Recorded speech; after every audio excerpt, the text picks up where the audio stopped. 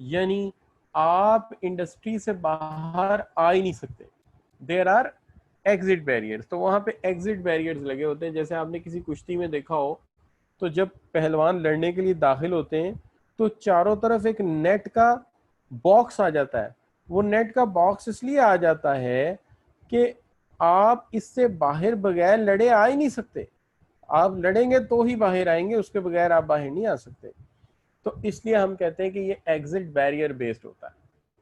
अब आगे आ जाता है प्रोडक्ट डिफ्रेंसिएशन का मामला। देखिए, जहां प्रोडक्ट डिफ्रेंसिएशन हो रही होती है वहां पर भी आम तौर पे आप जम जाते हैं। उसकी वजह यह है कि बहुत ज्यादा डिफ्रेंशिएटेड प्रोडक्ट होते हैं जब, तो प्रोडक्ट का कोई ना कोई ऐसा फार्मूला कस्टमर को पसंद आ जाता है। मैंने मिसाल दी थी जैसे शैम्पू की, तो आपने शैम्पू की 4-6 डिफरेंट फ्लेवर्स दिए हुए, 4-6 डिफरेंट टाइप्स दिए हुए, कोई ना कोई टाइप तो कस्टमर की लॉयल्टी से अटैच हो जाएगी और उसकी बुनियाद पे आप इंडस्ट्री में प्रिवेल कर सकेंगे। इसी तरह से अगर आप देखते हो तो एक और चीज आ जाती है, और वो है आपकी राइवलरी के अंदर जो कंपटीशन है वो बहुत ज्यादा बेस करता है इंडस्ट्री की ग्रोथ पे। देखिए, बारिश में पानी से कोई नहीं लड़ता, लिहाजा अगर कस्टमर और आते जाते तो लड़ाई होनी नहीं थी। कुछ वो कैप्चर कर ले, कुछ आप कर ले, मसला कोई नहीं। तो लड़ाई शुरू होती है जब ग्रोथ रुकती है मार्केट की।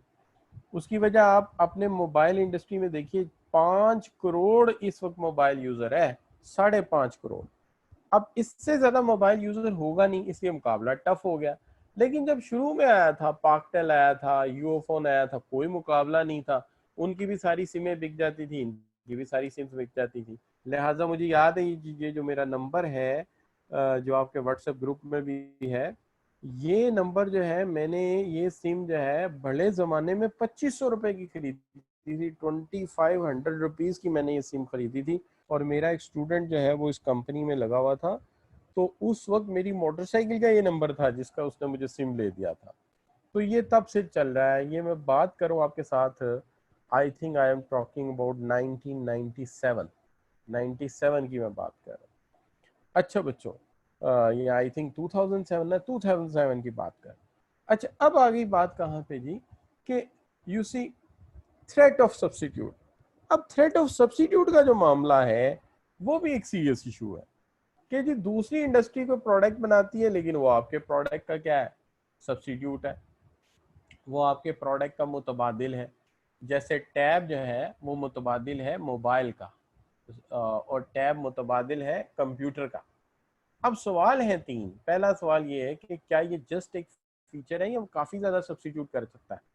दूसरा मसला, किस हद तक सब्सिट्यूट कर सकता है। अगर ये बहुत हद तक एक्सटेंसिफाई करके सब्सिट्यूट कर देता है तो हमारी तो गेम ही फिनिश हो जाएगी। और आखिरी चीज ये है कि प्राइस एंड कॉस्ट कंपैरिजन भी यहाँ मैटर करता है कि प्राइस क्या लगेगी और कॉस्ट क्या आएगी हमारी। So this is also a matter कि अगर कस्टमर की कॉस्ट कम आ रही है तो फिर तो हमारा प्रोडक्ट गया, फिर कस्टमर वही ले लेगा। क्या ख्याल है बच्चों।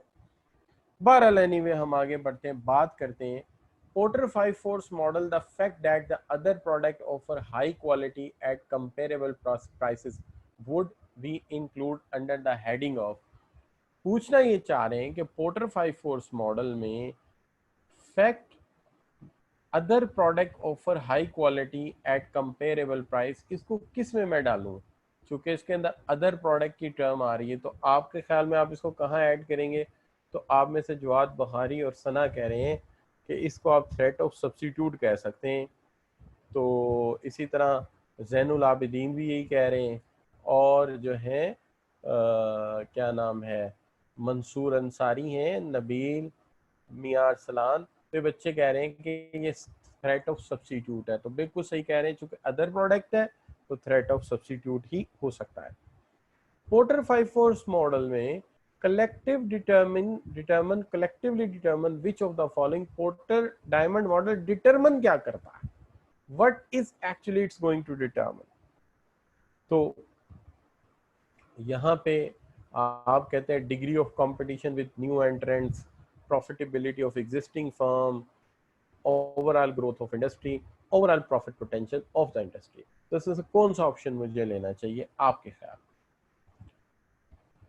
तो देखते हैं क्या जवाब देते हैं। अरसलान भी है, बुखारी जवाब बुखारी कह रहे हैं कि हमें लेना चाहिए डिग्री ऑफ कंपटीशन को लेना चाहिए। मियां अरसलान कह रहे हैं ओवरऑल ग्रोथ को लेना चाहिए, लेकिन सना जावेद बिल्कुल सही कह रही हैं कि असल चीज़ ये है कि हमें देखना चाहिए overall profit potential of industry क्या होगा। अगर हम ओवरऑल प्रॉफिट पोटेंशियल देखें तो कंपटीशन उसके अंदर ही ऐड हो जाएगा। प्रॉफिट पोटेंशियल देखने जाएंगे तो ये तो देखेंगे ना कौन कौन कितना कितनी डिमांड छीनेगा। जो डिमांड छीन रहा है वो आपका कंपेटिटर है। इसी तरह फर्म्स की प्रॉफिटेबिलिटी जो एग्जिस्ट कर रही है वो ऐड हो जाएगी, और ग्रोथ का भी अंदाजा इसी के अंदर ही आ जाएगा। तो प्रॉफिट पोटेंशियल को देख लेंगे तो बाकी मसला हल हो जाएगा। क्लियर जी। लेकिन एक सवाल है आपसे, सवाल ये है कि when assessing an organisation's ability to compete, the main issue to be considered are, जब हम देख रहे होते हैं कि एक ऑर्गेनाइजेशन की कंपेटिटिव एबिलिटी क्या है, तो हम क्या देख रहे होते हैं इसके अंदर, मेनली क्या चीज देख रहे होते हैं।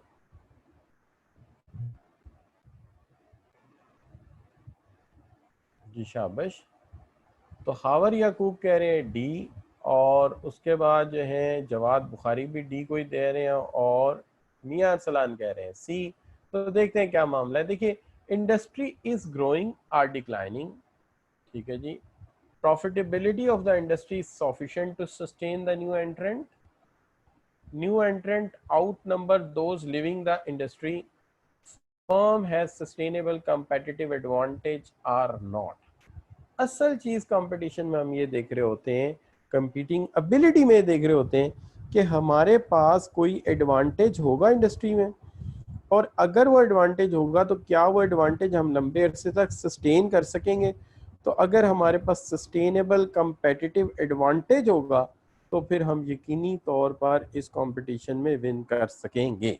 तो ये है, और एडवांटेज में अल्टीमेटली ग्रोथ को भी देखा जाएगा और थ्रेट्स को भी देखा जाएगा, फिर ही पता लगेगा कि हम इसको सस्टेन कर सकेंगे या नहीं कर सकेंगे। तो यहाँ पे हम इसको सम अप करते करते करते करते एक अहम बात छोटी सी कर लेते हैं, और वो अहम बात क्या है। अहम बात ये है कि आज का जो जमाना है वो है इंडस्ट्रियल कन्वर्जेंस का। इंडस्ट्रियल कन्वर्जेंस का ये जो जमाना है इसके अंदर हो ये रहा है कि दो मुख्तलिफ इंडस्ट्रीज मिलके एक इंडस्ट्री बन जाती। मिसाल के तौर पे हाल ही में हम देखते हैं कि जो आपका फूड इंडस्ट्री है या आपके जो मर्चेंडाइजर्स हैं उन्होंने क्रेडिट कार्ड इशू करना शुरू कर दिया। यानी रिटेल इंडस्ट्री, बड़े बड़े रिटेल डिपार्टमेंटल स्टोर जो हैं वो क्रेडिट कार्ड इशू कर देते हैं अपने ही कस्टमर को कि लो जी आप क्रेडिट में से हमारे से माल ले सकते हो। हकीकत में ये जब क्रेडिट कार्ड इशू हो गया तो आपकी बैंकिंग इंडस्ट्री मर्ज हो गई रिटेलिंग में। किसमें मर्ज हो गई? रिटेलिंग में। इस तरह का मर्जर आ गया। इसी तरह हमारी जो आईटी इंडस्ट्री है उसके अंदर बहुत सारा इक्विपमेंट ऐसा है जो मीडिया में ऐड हो गया है। तो मीडिया और आईटी इकट्ठे हो गए हैं जिससे सोशल मीडिया ने जन्म लिया है। इस तरह आप ये सोशल मीडिया इंडस्ट्री आप इसको कह सकते हैं।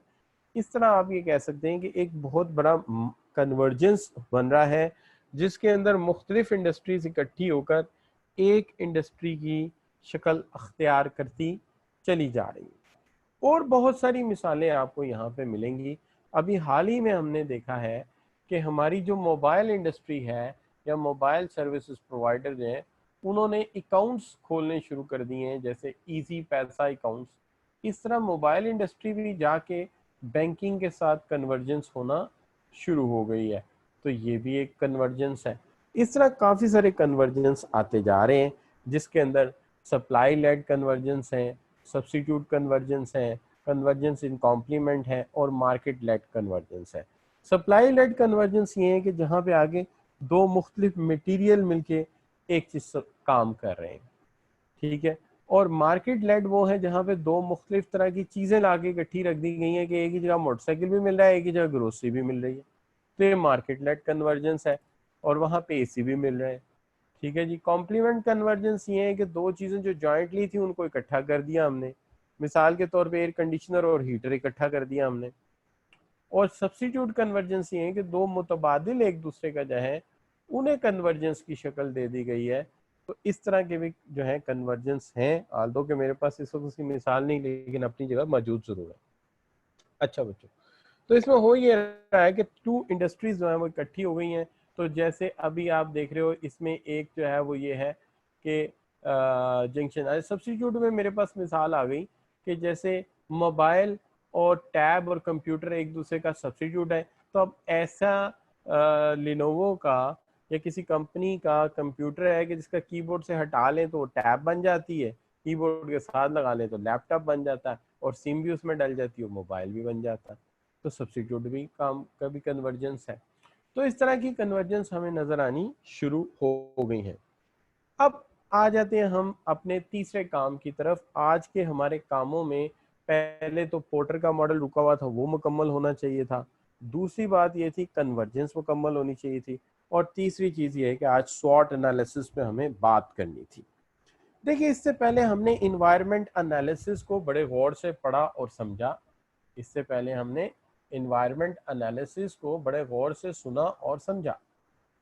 लेकिन इस वक्त जरूरत इस अमर की है कि हम ये सारे एनालिसिस के बाद क्यों कर जो है वो आ जाते हैं आखिरी पॉइंट पर, स्वॉट में चले जाते हैं। देखिए, अगर मैं आपसे यूं कहूं कि आपका जो पेस्ट मॉडल था उसने क्या किया, उसने पॉलिटिकल फैक्टर बताए, इकोनॉमिक फैक्टर बताए, सोशल बताए, टेक्नोलॉजिकल बताए। डायमंड मॉडल ने हमें बताया कि सप्लाई फैक्टर होने चाहिए, डिमांड कंडीशन होनी चाहिए, स्पोर्टिव इंडस्ट्री होनी चाहिए। लेकिन इन दोनों ने हमें अभी तक ये नहीं बताया, और पोर्टर 5 फोर्सेस ने हमें बताया किस वक्त कंपटीशन ज्यादा होगा, किस वक्त कंपटीशन कम होगा। लेकिन इसमें से किसी ने भी अभी तक ये नहीं बताया कि कौन से फैक्टर हमारे मफाद में जाएंगे और कौन से फैक्टर हमारे खिलाफ जाएंगे। इस लिहाज से जो हमारा स्वॉट एनालिसिस है वो हमारे स्ट्रेनर का काम करता है। SWOT analysis play the role of strainer. It strain out the all factors. It makes a difference that where is the T and where is the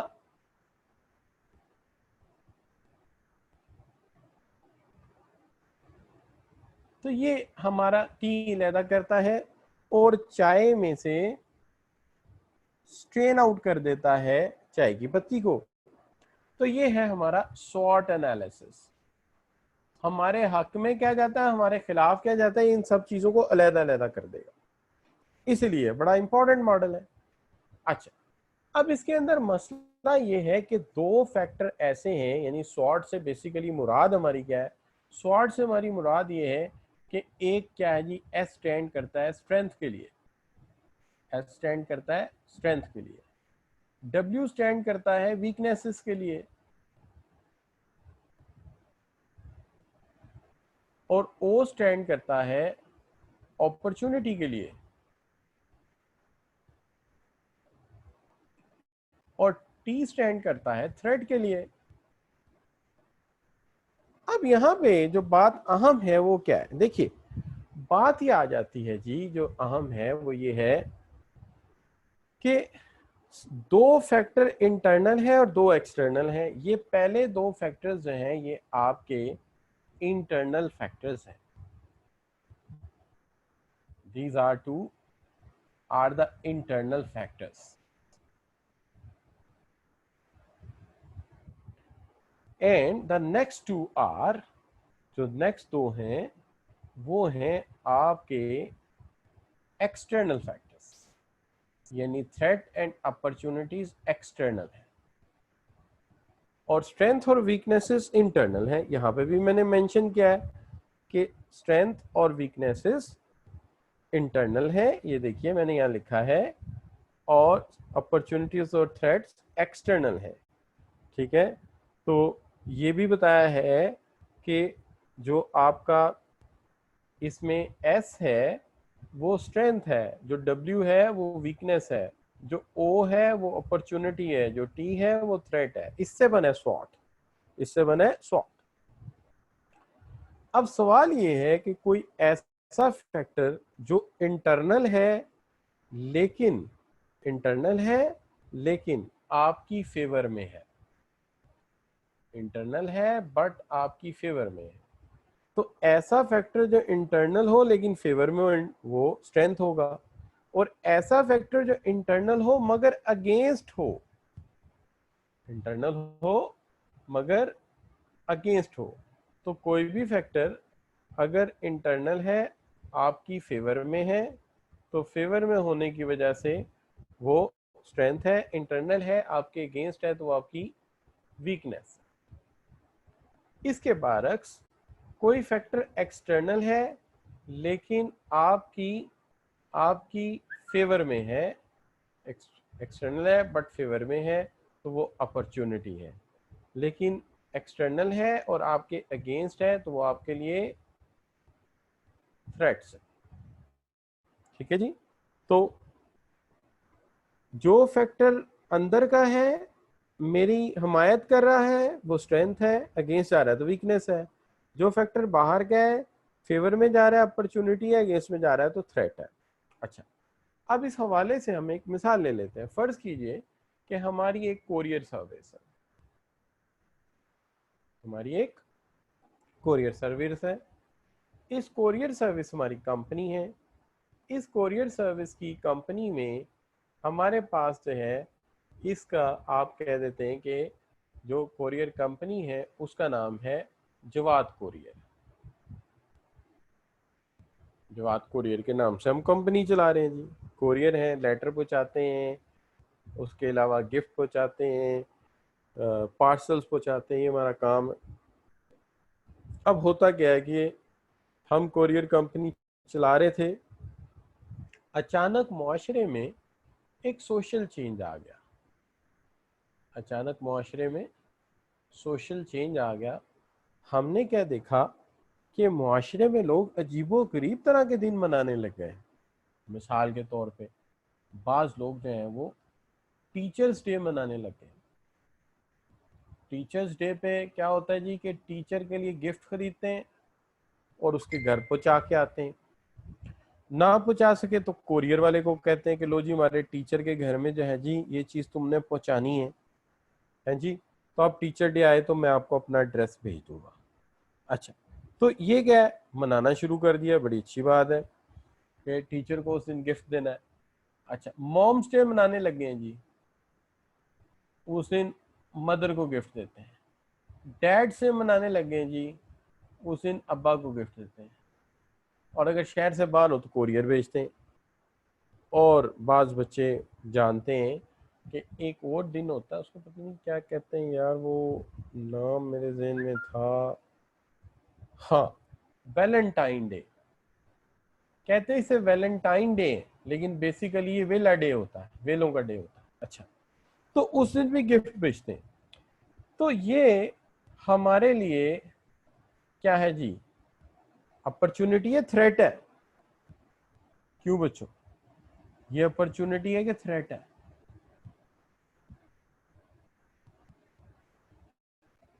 जी, जवाद बुखारी कहते हैं अपॉर्चुनिटी है। कोरियर भेजेंगे हमारे पैसे बनेंगे। आमना भी कह रही कोरियर भेजेंगे हमारे पैसे बनेंगे। वलीद बेग कह रहे हैं, फरवा कह रही हैं कि ये हमारे लिए अपॉर्चुनिटी है, भेजें टीचरों को, मदर्स को, मॉम्स को, फादर को। तो आयशा भी कह रही हैं बिल्कुल सही है, ये अपॉर्चुनिटी है कि वो गिफ्ट भेजेंगे और हमारी दिहाड़ी बनेगी। This is opportunity. ठीक है जी। तो समझ आ गया कि अपॉर्चुनिटी क्या होती है। लेकिन ये अपॉर्चुनिटी क्यों है? चूंकि सोशल चेंज एक्सटर्नल है, इंटरनल नहीं है। ऑर्गेनाइजेशन के अंदर का चेंज नहीं है, मुआशरा बाहर होता है। मुआशरा बड़ी चीज है, ऑर्गेनाइजेशन से बाहर है, लिहाजा ये एक्सटर्नल है। एक्सटर्नल है और फेवर में है, अपॉर्चुनिटी है। अब एक और मिसाल ले लेते हैं। मिसाल ये ले लेते हैं कि एक टेक्नोलॉजिकल चेंज आ जाता है। टेक्नोलॉजिकल चेंज ये आ जाता है कि लोग जो हैं वो अचानक बजाय लेटर भेजने के ईमेल लिखना शुरू कर देते हैं, मोबाइल से एसएमएस भेजना शुरू कर देते हैं, एमएमएस भेजना शुरू कर देते हैं, मल्टीमीडिया मैसेज, ठीक है जी, और टेक्स्ट मैसेज और ईमेल करना शुरू कर देते हैं। अब टेक्नोलॉजी जो है, ये फैक्टर भी तो एक्सटर्नल है, इंटरनल तो नहीं है। ज़ाहिर है टेक्नोलॉजी पे फर्म का कंट्रोल तो नहीं है, दुनिया का कंट्रोल है। अब ये फैक्टर क्या हमारे लिए क्या कहलाएगा जी? जी बच्चों, ये फैक्टर क्या कहलाएगा?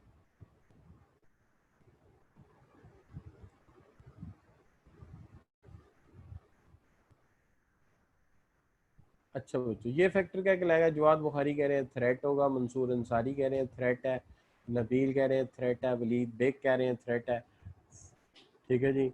तो आयशा भी कह रही है इट्स कॉल्ड थ्रेट। मैं बिल्कुल आपसे एग्री करता हूँ, ये थ्रेट है। क्यों? एक्सटर्नल है और हमारे अगेंस्ट है, लिहाजा थ्रेट है। क्लियर जी? अच्छा, अब दूसरी तरफ चलते हैं, दूसरी तरफ चलते हैं। तो अब चल जाते हैं इंटरनल। तो मैं ज़रा इसको ऑर्गेनाइजेशन को थोड़ा सा बड़ा कर देता हूँ ताकि इसके इंटरनल लिखा नजर आए आपको, ठीक है जी। और ये क्या आ गया साहब, इसको साइड पे करिए यार, इसको पीछे करना बंद कर। चलो अच्छा, तो अब ये जो है, ये आपका आ गया ऑर्गेनाइजेशन के इंटरनल मामला। अब ऑर्गेनाइजेशन ने अपनी जो वर्क फोर्स है उसको बहुत अच्छा ट्रेंड कर लिया, वर्क फोर्स है उसको डट के ट्रेंड कर लिया।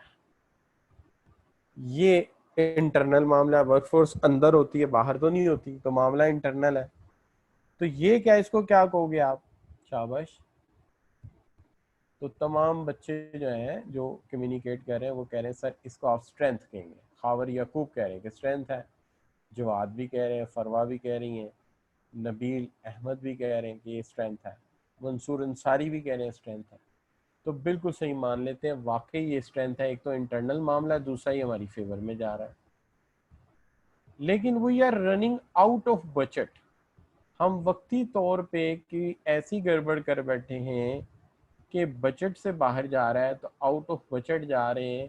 तो बड़ी बड़ी फर्में जो होती है ना बच्चों, सिर्फ छोटी सी रनिंग कॉस्ट ना होने के हाथों भी कभी कभी फंसती हैं, और फिर ऐसा डाउनफॉल आता है उनके कैश फ्लो में कि वो बेचारी फर्म्स जो हैं वो बैंकरप्ट हो जाती। बहरहाल बड़े ध्यान से प्लानिंग करनी चाहिए। तो हम ये कह रहे हैं ये क्या है, तो बच्चे कहते हैं, खावर यकूब कहते हैं कि वीकनेस है, बजट थोड़ा है तो ये वीकनेस है। मामला तो अंदर का है, बजट अंदर बनता है। वलीद बेग कह रहे हैं, मंसूर अंसारी, फरवा, जवाद बुखारी, तो ये तमाम बच्चे कह रहे हैं, आमना सदाकत, ये तमाम बच्चे कह रहे हैं कि ये वीकनेस है। क्यों? चूंकि ये मामला इंटरनल है भले, लेकिन है तो हमारे फेवर में तो नहीं है, हमारे खिलाफ है। तो जब आपके खिलाफ होता है तो वो आपके लिए वीकनेस बन जाता है, तो ये हमारे लिए वीकनेस है।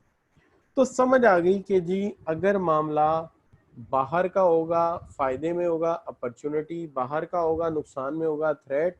अच्छा जी, इंटरनल होगा फायदे में होगा स्ट्रेंथ, नुकसान में होगा तो वीकनेस। तो ये हो गया बच्चों आपका स्वॉट एनालिसिस। ठीक हो गया बच्चों? जी, ये स्वॉट एनालिसिस बिल्कुल सही कहा, पर्सनल डेवलपमेंट प्लान में भी काम आता है। उसके अंदर आप अपनी स्ट्रेंथ, वीकनेसेस, अपॉर्चुनिटीज और थ्रेट्स का अंदाजा लगाते हो। बहुत अच्छी बात करी है आमना सदाकत आपने, बिल्कुल वहां पे लगाते हैं। और उसके अंदर भी कैसे बनाते हैं आपको पता ही है। उसके अंदर फर्ज कर लीजिए मैं आप में से किसी बच्चे का जो है वो बना के दिखाता हूँ आपको, लेकिन अभी पहले सवाल ये है, what is an acronym used to describe key elements of organisations external environment? जी बच्चों, क्या चूज करेंगे आप? ऑप्शन लग जाता है पता अभी। जी बच्चों, मियां अरसलान ए चूज कर रहे हैं, जवाद बुखारी सी यूज कर रहे हैं, खावर स्वाट कर रहे हैं, आयशा ए, मंसूर ए, मियां अरसलान ए, ठीक है जी। But another person Amna Sadaqat C, Waleed Baig C कह रहे हैं, सना जावेद ए, फरवा, नबील, मंसूर ए कह रहे हैं, मियां। देखते हैं वजह क्या है। देखिए बच्चों, बात यह है कि जब एक्सटर्नल इन्वायरमेंट का एनालिसिस किया जाता है, जब एक्सटर्नल इन्वायरमेंट का एनालिसिस किया जाता है, जब आपकी एक्सटर्नल इन्वायरमेंट का एनालिसिस किया जाता है, तो उस वक्त हम पॉलिटिकल फैक्टर देखते हैं, इकोनॉमिक देखते हैं, सोशल देखते हैं, टेक्नोलॉजिकल देखते हैं। मॉडल यही है। लेकिन जब हम उसका एनालिसिस करने जाते हैं, जब एक्सटर्नल इन्वायरमेंट को देखते हैं उसके की एलिमेंट तो वो यही है, पेस्ट ही है, लेकिन जब हम उसका एनालिसिस करते हैं तब स्वॉट इस्तेमाल करते हैं। तो स्वॉट हमारा टूल है, और फैक्टर एनालिसिस के लिए हम या फैक्टर को हम पेस्ट में ही देखते हैं। लिहाजा एक्सटर्नल इन्वायरमेंट को या तो पेस्ट से देखोगे या डायमंड पोर्टर मॉडल से देखोगे या तुम पोर्टर 5 फोर्सेस से देखोगे। अच्छा बच्चों, अब आ गया मसला PLC, APLC यानी कि A Public Limited is performing a SWOT analysis and discovered that it has large cash balance। इनके पास large cash balance है, इसको हम क्या कहें, किस में ये आएगा जी? शाबाश। तो बच्चे कह रहे हैं कि लार्ज कैश बैलेंस ए में आएगा, नबील कह रहे हैं, फरवा, आयशा, जवाद, ठीक है जी, मलिक अब्दुल्ला, आमना सदाकत, नबील, अफान जाहिद, ठीक है जी। तो ये तमाम बच्चे जो हैं वो ए कह रहे हैं और बिल्कुल हक में जाने में है, बिल्कुल ऐसे ही मियां अरसलान कि ए जो है वही यहाँ सही ऑप्शन है, क्योंकि ये स्ट्रेंथ है। किसी के पास कैश फ्लो अच्छा होना उस फर्म का इंटरनल मामला है, लेकिन उसके साथ साथ चूंकि ये फायदे में जा रहा है, लिहाजा ये क्या है, इसको हम कहेंगे ये उनका जो है वो स्ट्रेंथ है। ठीक हो गया बच्चों। तो यहाँ तक आते आते हमने बात कर ली। अब वो आमना सदाकत ने जो कहा था बात कि किसी बंदे के लिए भी हो सकता है, बिल्कुल हो सकता है। देखिए बात ही होती है, थ्रेट्स क्या हैं, अपॉर्चुनिटीज क्या हैं, स्ट्रेंथ क्या है, वीकनेसेस क्या है। देखिए दो मामलात आपके अंदर के हैं, दो मामलात बाहर के हैं। मिसाल के तौर पे इस वक्त आप CMA क्वालिफाई कर रहे हैं, आपके लिए थ्रेट क्या है? आपके लिए थ्रेट है इस वक्त ग्लोबल इन्वायरमेंट, जिसके अंदर कोविड की वजह से वीज़े बंद हुए हैं और जिसकी वजह से जॉब मार्केट खासी श्रिंक हो गई है। तो ये आपके लिए थ्रेट है, इस पे आपका इख्तियार नहीं है। क्यों? ये बाहर का मामला है। इसी तरह पाकिस्तान की इकोनॉमी भी श्रिंक हुई है, जहां ग्लोबल मार्केट श्रिंक हुई है, पाकिस्तान की इकोनॉमी भी श्रिंक हुई है, तो ये आपके लिए थ्रेट है।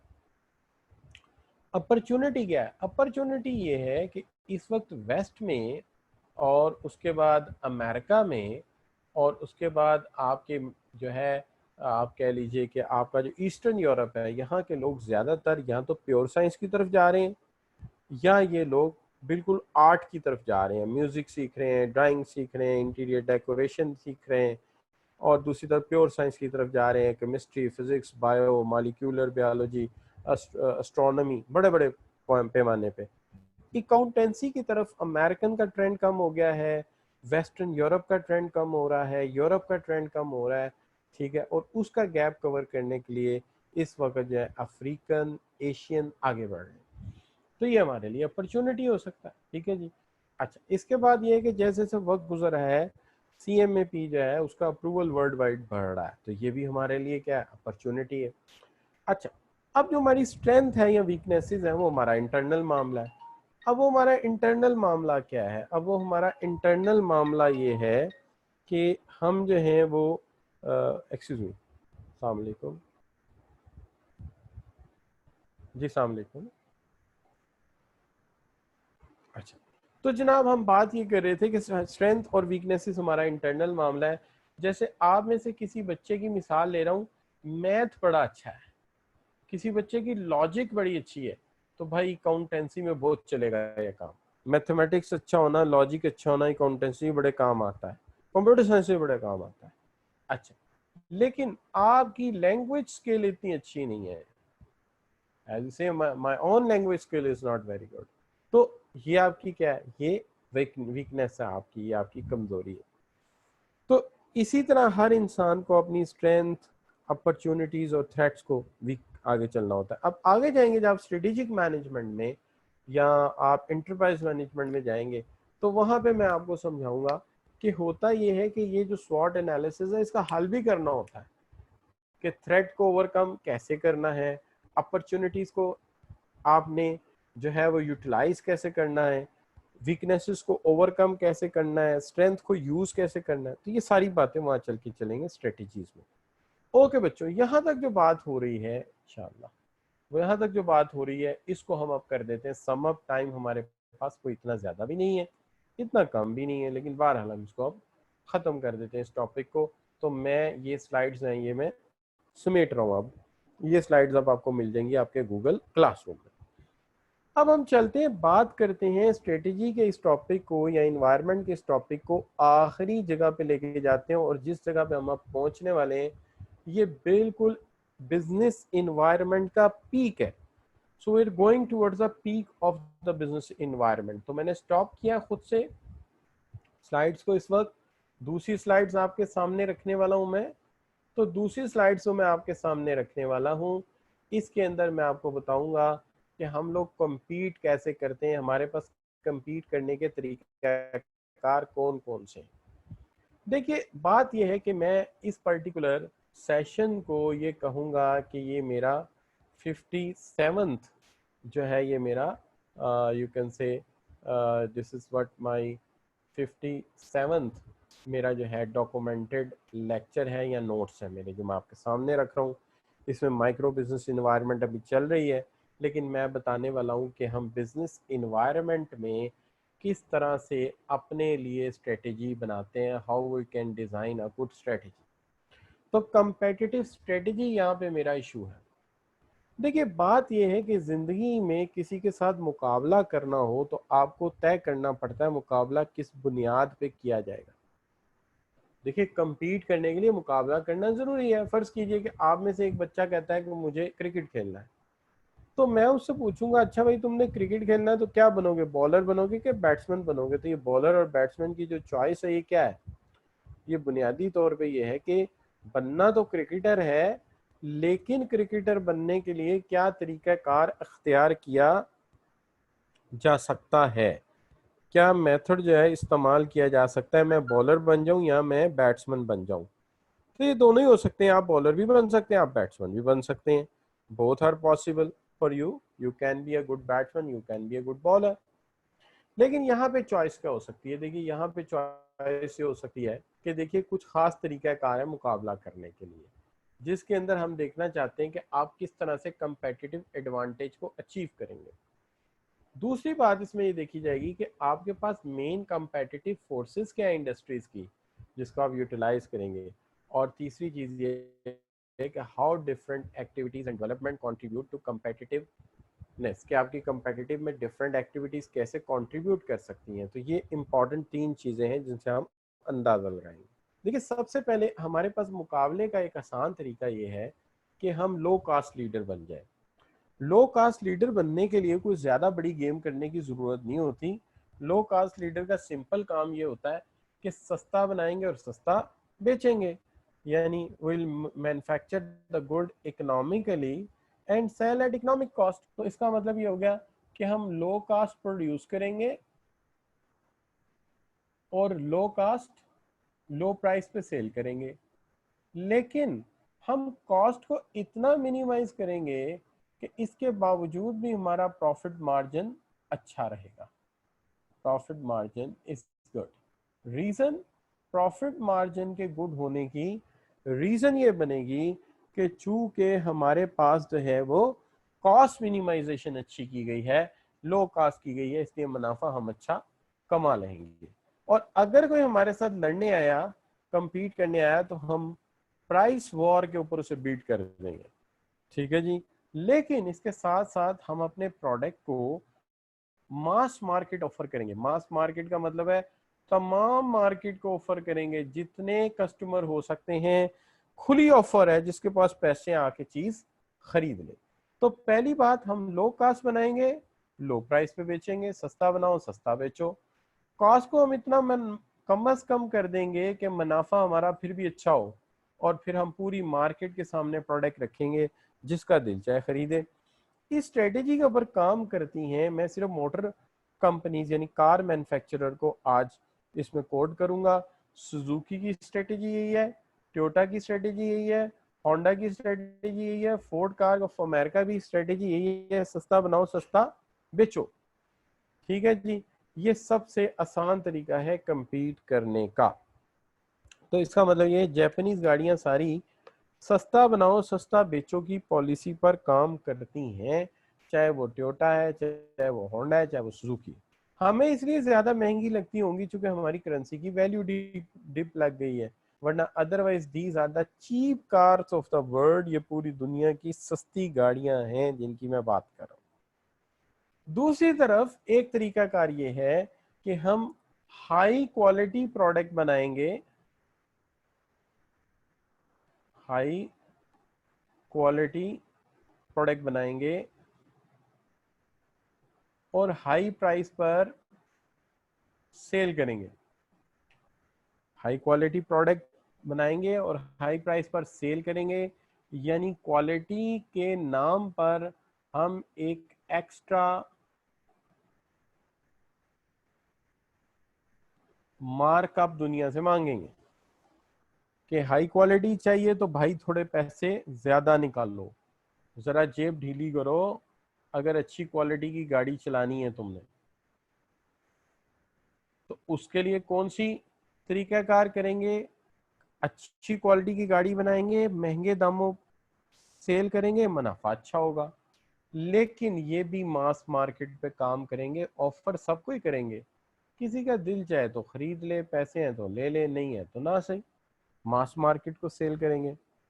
इसकी स्ट्रेटेजी फॉलो की है मर्सिडीज ने, जेगुआर ने, बीएमडब्ल्यू ने, इन लोगों ने ये स्ट्रेटेजी फॉलो की है।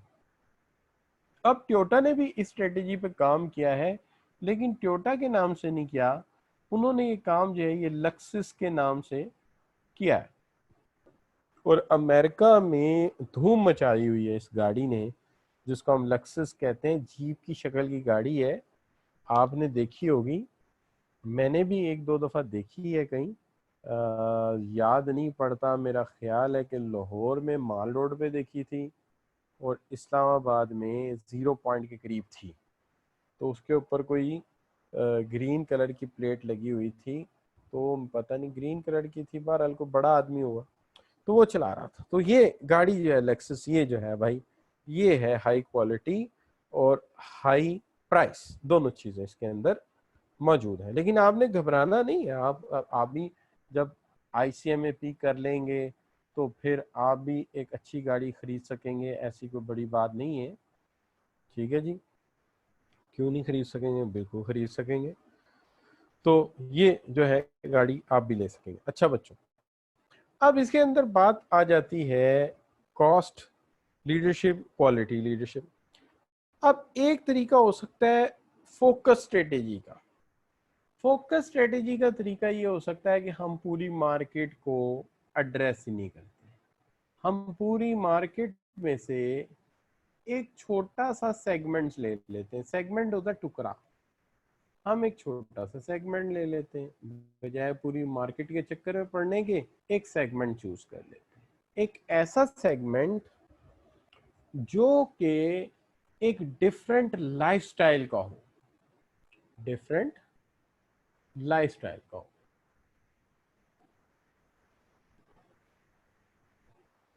उनका जीने का अंदाज मुख्तलिफ हो, वो अपने आप को दूसरों से डिस्टिंग्विश रखना चाहते हो, अपने आप को दूसरों से मुख्तलिफ रखना चाहते हो, ये छोटा सा टुकड़ा मार्केट का चूज करते हैं और उसके लिए प्रोडक्ट बनाते हैं। पूरी मार्केट के लिए बनाने की जरूरत ही नहीं है, थोड़ा बनाओ, सुथरा बनाओ, थोड़े से लोगों के आगे बेचो, पैसे कमाओ, घर जाओ। This strategy is followed by Rolls Royce and Ferrari, two car manufacturer.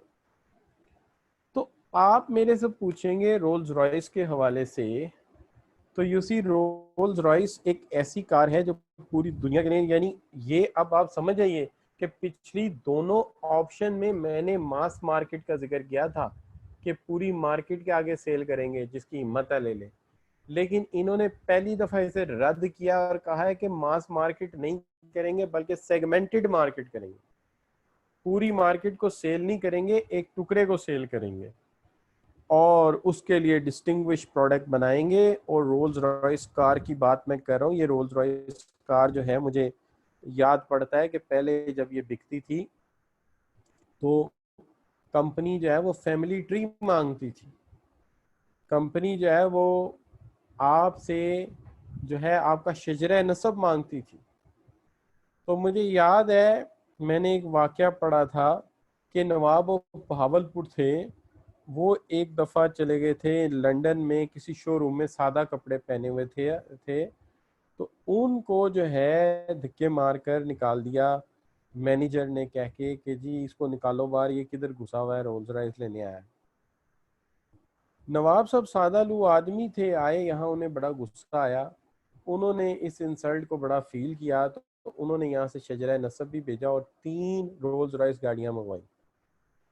ये जो रोल्स रॉयस गाड़ियां हैं, इनमें से तीनों गाड़ियों के पीछे झाड़ू बांधा, कूड़े वाली बास्केट बांधी और उस पे भावलपुर शहर का कचरा उठाना शुरू कर दिया। ये खबर जब वहां पहुंची तो उन्हें बड़ा सदमा पहुंचा और फिर वहां से general manager of Rolls Royce आया, उसने आके नवाब साहब से माफ़ी मांगी और 3 गाड़ियां ले गया और बदले में 3 नई गाड़ियां उन्हें भेजी और इस प्रॉमिस के साथ कि अब आप इन्हें मिसयूज़ नहीं करेंगे। इनमें से 3 गाड़ियां जो हैं मैं आपको बता सकता हूँ कौन सी गाड़ी किसके पास थी। अब आप कहेंगे सर आपको कैसे पता है, जाहिर है उस वक्त मैं छोटा सा था। अच्छा, तो बात मैं कर रहा हूँ क्या कि जी हुआ ये कि इसमें से अब 3 गाड़ियां, नवाब साहब सादा आदमी थे, उन्होंने क्या करना था, नवाब साहब ने फिर भी एक खुद रख ली, एक गाड़ी कायदे आजम को दे दी थी और वो कायदे आजम वाली गाड़ी जो है वो लाहौर में पर्ल कॉन्टिनेंटल होटल के मार्को पोलो हॉल में खड़ी है। अगर देखनी तो अभी भी चले जाओ, मार्को पोलो हॉल में, पर्ल कॉन्टिनेंटल होटल के मार्को पोलो हाल में खड़ी है। ये गाड़ी अयूब खान ने भी इस्तेमाल की है। तो ये वो रोल्स रॉयस कार, इसका क्या कहते हैं, हर पुर्जा खराद में हाथ से बनाते हैं। और एक गाड़ी उन्होंने खुद रखी थी और एक शाह सऊद को भेजी थी, चूंकि उस जमाने में सऊदीया से तेल नहीं अभी निकला था, तो उस वक्त तक अरब इतने अमीर नहीं थे, खजूरों और तेल पे, खजूरों और जैतून पे गुजारा था इनका। तो उस वक्त एक गाड़ी शाह सऊद को भेजी थी इन्होंने। तो आपने कभी देखनी हो तो आप मार्को पोलो हॉल लाहौर चले जाना, वहां पे आपको मिल जाएगी। अच्छा बच्चों, तो ये है। अच्छा, इसमें एक, अच्छा इसको आपने गूगल इमेज पे जाके देखना है, नवाब भावलपुर रोल्स राइस लिखेंगे गाड़ी आ जाएगी, अभी देख लें, नवाब भावलपुर रोल्स राइस। ये वाकया जो इंडियन है वो नवाब ऑफ रिसालपुर के, पता नहीं उनकी कोई रियासत है, उससे साथ जोड़ते हैं और जो गलत जोड़ते हैं, इसकी तारीखी हकीकत गलत बताते हैं। ये वाकया नवाब ऑफ भावलपुर का, ये कंफर्म बात है। तो आप लिखेंगे तो वहां पे आपको ये गाड़ी वो मिल जाएगी। गाड़ी उसके ऊपर कूड़े की वो भी बंधी हुई मैंने देखी है गूगल इमेज पे, और उसके पीछे झाड़ू भी बंधा देखा है, वो जो छड़ी वाला झाड़ू होता है ना, जो हाकरूप फिरते हैं, वो वाला झाड़ू भी बंधा हुआ। तो ये बच्चों हम बात कर रहे थे रोल्स रॉयस के ऊपर, थोड़ा सा आप सीरियस हो गए थे, मैंने कहा चले जरा इधर उधर की भी थोड़ी आपको बात सुनाते हैं ताकि आप थोड़ा जो है वो देख लें इसको भी। ठीक है जी, तो मैं बात कर रहा था कि ये आप नवाब ऑफ बहावलपुर रोल्स रॉयस लिखेंगे, आपको रोल्स रॉयस मिल जाएगी। अब ये है स्ट्रेटेजी रोल्स रॉयस की, और इन्होंने कहा कि हमने हर एक के आगे माल नहीं बेचना, हमने एक सेगमेंट पकड़ना है और सिर्फ उसके आगे माल बेचना है। तो इन्होंने ये स्ट्रेटेजी ले ली। अब अगली स्ट्रेटेजी जो है वो है, यानी 3 हो गई ना जी। देखिए मैट्रिक्स में 4 थी, मैट्रिक्स में 4 थी, मैंने 3 करा दी। लो कास्ट लीडरशिप करा दी, कास्ट फोकस स्ट्रेटेजी करा दी और डिफरेंशिएशन करा दी। 3 हो गई, एक कॉस्ट लीडरशिप, एक क्वालिटी लीडरशिप जिसको आप कास्ट फोकस कहते हैं, और एक डिफरेंशिएशन हो गई। अब डिफरेंशिएशन फोकस स्ट्रेटेजी पे चलते हैं। जो डिफरेंशिएशन फोकस स्ट्रेटेजी है उसके अंदर आप पूरी मार्केट को भी चूज नहीं करते, आप मार्केट का एक सेगमेंट चूज करते हैं और फिर उस सेगमेंट में भी जो चीज बनाते हैं वो इंतहाई ज्यादा क्वालिटी की बनाते हैं। यानी 2 चीजें, सेगमेंट भी लिया, पूरी मार्केट नहीं ली, प्लस क्वालिटी लीडरशिप, दोनों इकट्ठे कर दिए, बनानी भी क्वालिटी लीडरशिप है। इस पे भी मिसाल मैं आपको रोल्स रॉयस की दूंगा। वो कैसे, रोल्स रॉयस ने जो है जी एयरक्राफ्ट इंजन बनाने का काम लिया। अब आप कहेंगे सर गाड़ी बनाने वाले इंजन, और भाई मैकेनिकल इंजीनियरिंग वो करता है, मैकेनिकल इंजीनियरिंग ये करता है, कोई बड़ी बात नहीं है। हमारी बदकिस्मती थी कि बीको कंपनी को उठा के नेशनलाइज कर दिया गवर्नमेंट ने। ये जो यहाँ थी आपके पीको रोड लाहौर पे, अगर ये ना करते तो उस वक्त वो रेलवे का इंजन डिजाइन कर रहे थे, इस वक्त एयरक्राफ्ट बना रहे होना था, हमने नेशनलाइज करके अपने बेड़ा गर्क कर लिया। एनीवे, अब बात हम ये कर रहे हैं बच्चों कि यहाँ पे जो बात है वो ये है कि रोल्स रॉयस कंपनी की मिसाल देते हैं कि उन्होंने कहा जी हमने एयरक्राफ्ट का इंजन बनाना है, तो ये एयरक्राफ्ट इंडस्ट्री हो गई। इसमें से उन्होंने लार्ज पैसेंजर एयरक्राफ्ट चूज किया, सिर्फ लार्ज पैसेंजर, छोटे नहीं। इससे वर्ल्ड वार में तो बड़े जहाज गिरे पड़े हुए हैं जिनके इंजन रोल्स रॉयस कंपनी के हैं। कभी आप वर्ल्ड वार 2 की हिस्ट्री देखना, वर्ल्ड वार 1 की, तो रोल्स रॉयस ने बड़े इंजन बनाए फाइटर जहाज़ों के लिए। अभी भी रोल्स रॉयस की एक बिड चल रही है, TFX बनाना है टर्की ने, स्टेल्थ फाइटर, तो उसके लिए यूरोप के किसी मुल्क से उन्हें इंजन की बिड देनी थी, तो रोल्स रॉयस भी उसमें था।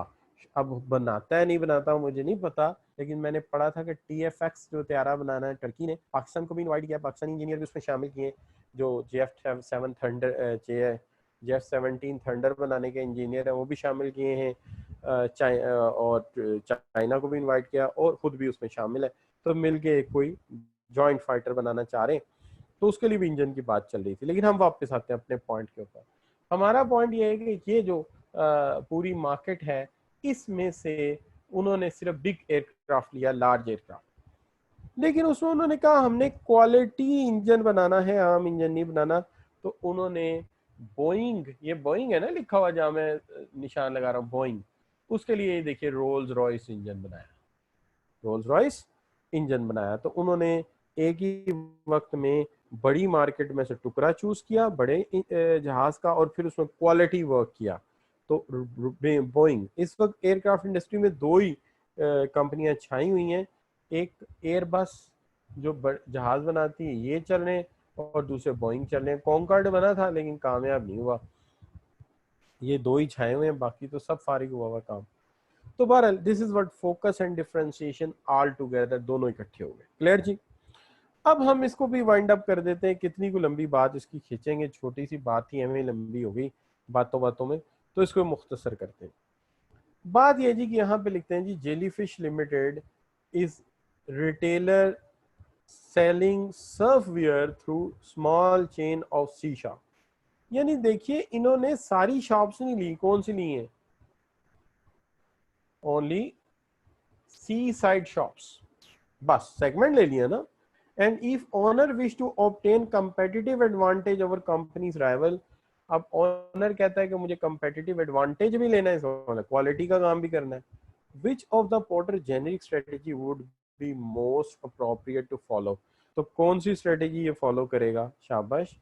तो देखते हैं आप क्या जवाब देते हैं कि एक तरफ कहता है जी पूरी मार्केट भी नहीं ले रहा, सेगमेंट ले रहा है, दूसरा कह रहा है जी मैंने दूसरों से बेहतर चीज़ बनानी है, तो कौन सी ऑप्शन लेनी चाहिए मुझे? तो फरवा कह रही सर डी लेनी चाहिए, डिफ्रेंसिएशन भी है और फोकस भी है, दोनों चीज़ें।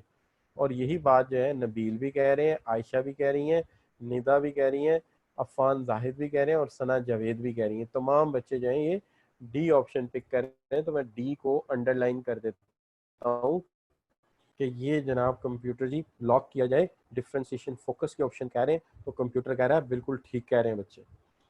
अच्छा बच्चों, test your understanding which of the following is not a generic strategy as prescribed by Michael Porter। इसमें से कौन सी स्ट्रेटेजी ऐसी है जो स्ट्रेटेजी तो है लेकिन जेनरिक नहीं है? जी, स्ट्रेटेजी तो है लेकिन जेनरिक नहीं है। जी शाबाश। तो आप बच्चों को जवाब देना है, मैं जवाब देखता हूँ, जवाब तो मैं देख ही नहीं रहा यार। अच्छा, तो अब देखते हैं आप क्या जवाब देते हैं, मैं देख रहा हूँ। तो आमना सदाकत सी कह रही हैं, अफान भी सी, जवाद भी, खावर याकूब भी जी, और जनाब जो है मंसूर अंसारी भी, नबील, उसामा, आयशा रियाज, जैनुल आबिदीन, फरवा अकरम, फरवा, मियाँ अरसलान, तमाम बच्चे सी ऑप्शन पिक करें। तो सी ऑप्शन का मतलब है डाइवर्सिफिकेशन। बिल्कुल ठीक है, डाइवर्सिफिकेशन इसमें बिल्कुल नहीं थी। हमारे पास 4 स्ट्रेटजीज थी, focus, differentiation, cross focus and differentiation focus, और इटसेल्फ जो है वो क्वालिटी लीडरशिप कह सकते हैं, यहाँ लो कास्ट लीडरशिप कह सकते हैं। इसके अंदर डाइवर्सिफिकेशन कहीं भी नहीं थी, लिहाजा इसको उठा के बाहर फेंकते हैं और यहाँ पे आके हमारा जो है ये वाला टॉपिक कवर हो जाता है। ये टॉपिक कवर हो जाने के बाद हम इस वक्त ग्लोबल बिजनेस एनवायरनमेंट में कंपटीशन और एनवायरनमेंट के चक्कर से बाहर निकल गए हैं। अब हम इससे बाहर आने के बाद अब हमें ज़रूरत है कि हम प्योर ग्लोबल बिजनेस की बात करें और अब इन तमाम चीज़ों को छोड़ दें। तो प्योर ग्लोबल बिजनेस की बात मैंने इससे पहले एक दफ़ा आप लोगों के साथ की थी, मुझे अच्छी तरह याद है। जब मैंने स्टार्ट किया था तो थोड़ा सा ग्लोबल बिजनेस के बारे में आपको मैंने बताया था। वो ग्लोबल बिजनेस के बारे में मैंने आपको बताया था, लेकिन वो स्लाइड्स मेरा ख्याल है इस डिवाइस पे नहीं है। 1 मिनट लगेगा मुझे, मेरा ख्याल है मुझे कॉपी करनी पड़ेगी दूसरी जगह से। बस 1 मिनट आप ज़रा मेरा वेट कीजिए।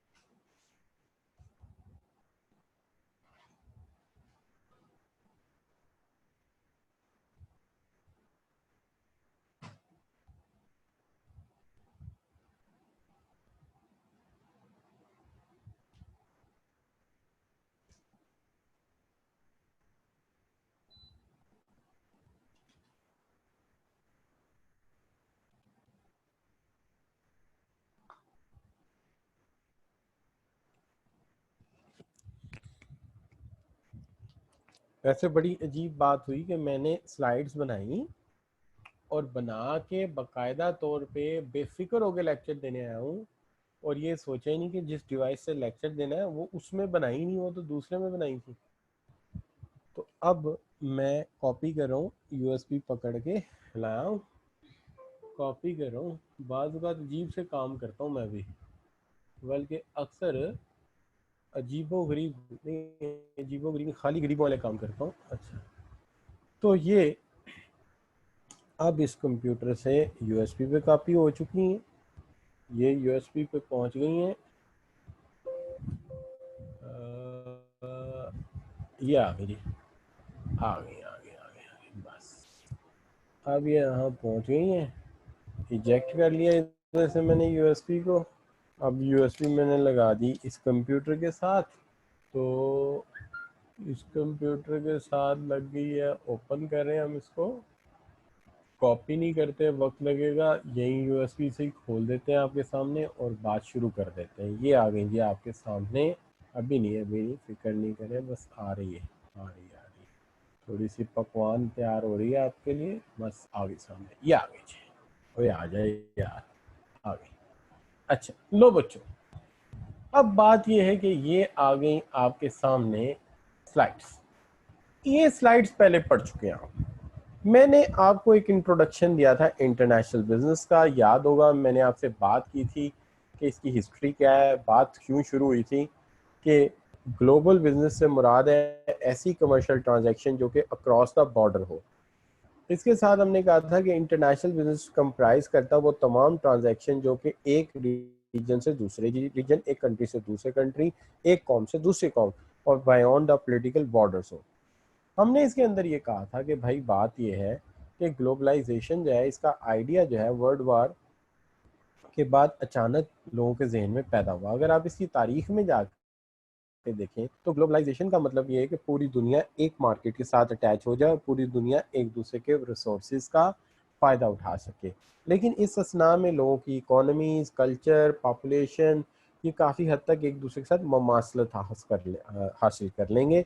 इसके अंदर हमने ये बात कही थी कि जो ग्लोबल बिजनेस का आइडिया है वो आज का नहीं, बड़ा पुराना है। ये आइडिया तकरीबन 15वीं सदी में शुरू हुआ था, जबकि बरतानिया और इंगोला और फ्रांस के लोगों में एक जद्दोजहद शुरू हुई कि पूरी दुनिया में तिजारत फैलनी चाहिए और मटेरियल बाहर से आने चाहिए।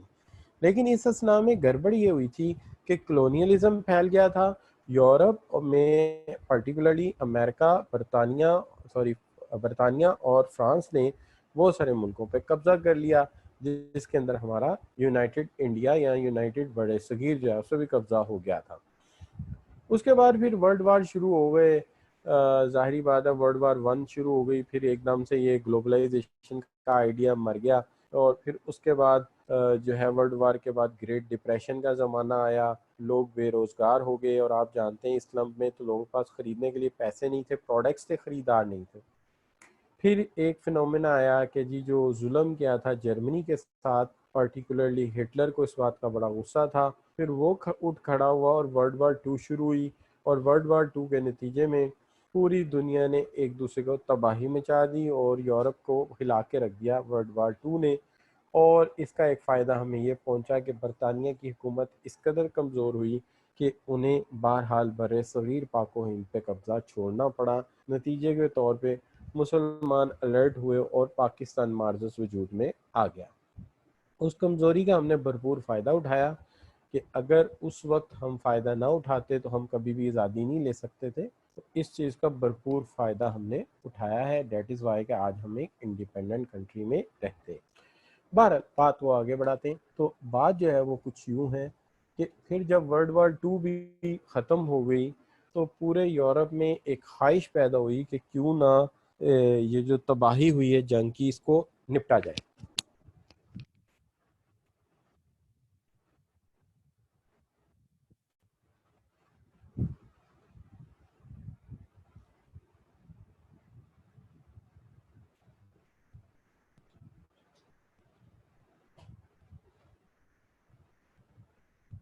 अब जब तबाही को रोकने की कोशिश करनी थी, क्या कि ये तो एक दूसरे को इस कदर तबाह कर चुके थे कि एक पुल से लेके एक छोटा सा जो ब्रिज, एक छोटी सी जो बिल्डिंग थी वो भी तबाह कर चुके थे एक दूसरे की। अब इन्हें ख्याल आया कि हमें जो है वो एक दूसरे को सपोर्ट करनी चाहिए। तो वहाँ से एक फिनोमेना शुरू हुआ कि यूनाइटेडली आगे बढ़ते हैं, फिर बढ़ते बढ़ते फिर ख्याल आया कि क्यों ना पूरी दुनिया को ही एक इकोनॉमी का दर्जा दिया जाए, एक ग्लोबल विलेज पैदा किया जाए। तो इस तरह ये आइडिया आगे फ्लरिश होना शुरू हो गया। लेकिन उसके साथ साथ कुछ ड्राइवर्स भी थे जिन्होंने ग्लोबलाइजेशन को पॉसिबल बनाया। इसके अंदर सबसे पहली बात टेक्नोलॉजिकल डेवलपमेंट है, जिसने आज के दौर में हमारे फासले ख़त्म कर दिए। Across the border information sharing फैल गई, और उसके साथ साथ जो है क्रॉस द बॉर्डर एक्टिविटीज़ फैली, जिसके साथ साथ हमारा जो है ग्लोबलाइजेशन का आइडिया आगे बढ़ना शुरू हो गया। उसके बाद जो रोल प्ले किया वो भी अहम है कि इंटरनेशनल ट्रेड में नए प्लेयर आने शुरू हो गए। वो प्लेयर जो कहीं नज़र ही नहीं आते थे, अब वो नज़र आने शुरू हो गए, जैसे। और फिर एक बात ये भी है कि आप ये ग्रीन लाइन से अंदाज़ा कर सकते हैं कि अब तिजारत में जो है वो आपको बहुत ज़्यादा एशियन या डेवलपिंग कंट्रीज़ का हिस्सा नज़र आना शुरू हो गया। फिर उसके साथ साथ international investment, foreign direct investment एक दूसरे के मुल्क में ज़्यादा हुई।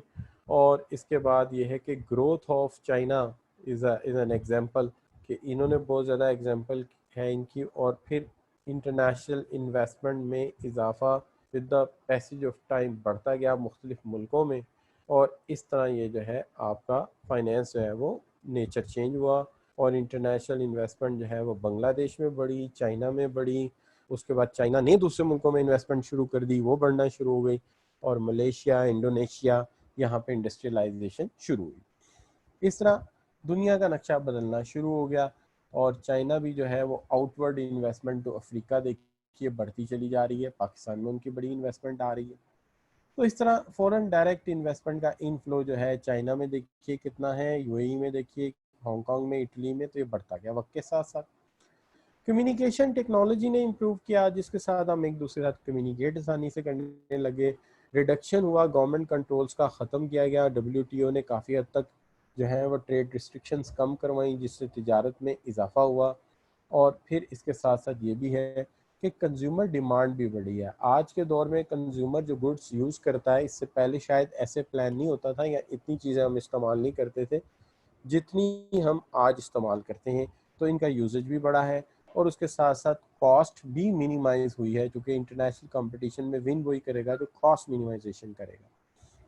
कम कम्पेटिटिव बिजनेस इन्वायरमेंट जनरेट हुई है। लेकिन सबसे बड़ा जो तब्दीली आई है वो ये है कि एक तो जेट त्यारा बनने से 1000 बोइंग जेट जो कि 1000 पैसेंजर लेके उड़ सकता है, बड़े बड़े शिप हैं जो कि गांव या एक विलेज से भी बड़े हैं, टाउन से भी बड़े हैं। और कंटेनराइजेशन है, आपके पास एक रूम अवेलेबल है, उसके अंदर अपनी चीज़ें जैसे लगाते हैं लगा के दूसरे मुल्क भेज दें, उसी तरह चाहे वो फ्रेजाइल जितनी मर्जी है वैसे कंटेनर उठा के रख दिया जाएगा क्रेन से, तो डिस्टर्बेंस नहीं है तिजारत में। और फिर इसके अंदर नए प्लेयर्स के आने से हालात जो है बहुत ज़्यादा बदल गए। मिसाल के तौर पे अब आप देखते हैं, नहीं पानी तो है, चाय दे दो।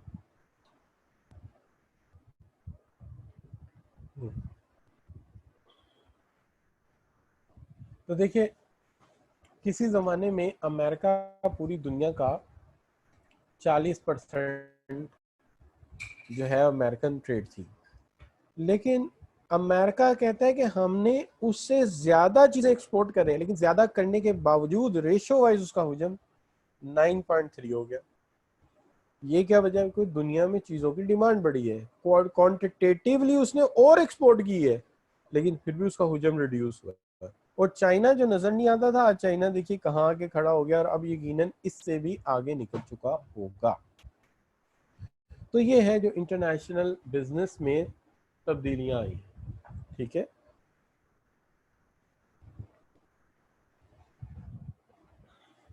अब ये जो चेंजेस आई हैं, ये इसलिए मैंने तेजी से आपके सामने फ्लैश किया है, उसकी वजह ये कि ये टॉपिक पहले हम इस हवाले से डिस्कस कर चुके हैं। इसके बाद मैंने ग्लोबल बिजनेस इन्वायरमेंट को या इंटरनेशनल बिजनेस इन्वायरमेंट को डिस्कस किया था, इसलिए ये पुरानी स्लाइड्स हैं मेरी, ये पहले डिस्कस हो चुकी हैं, गालबन आज से कोई 2-3 वीक पहले मैं ये पढ़ा चुका हूँ। इसलिए मैंने एक दफ़ा गो थ्रू करा दिया ताकि एक रब्त कायम हो जाए पुराने और नए टॉपिक्स में। स्टॉप किया शेयरिंग को, दोबारा शेयर करता हूँ स्क्रीन आपके साथ, जो लेटेस्ट टॉपिक आज के लिए है। तो आज के लिए जो लेटेस्ट टॉपिक जहाँ से मैं शुरू करूँगा वो है role of economic system in international trade. Role of economic systems in international trade. तो देखिए role of economic systems in international trade की जब मैं बात करता हूँ,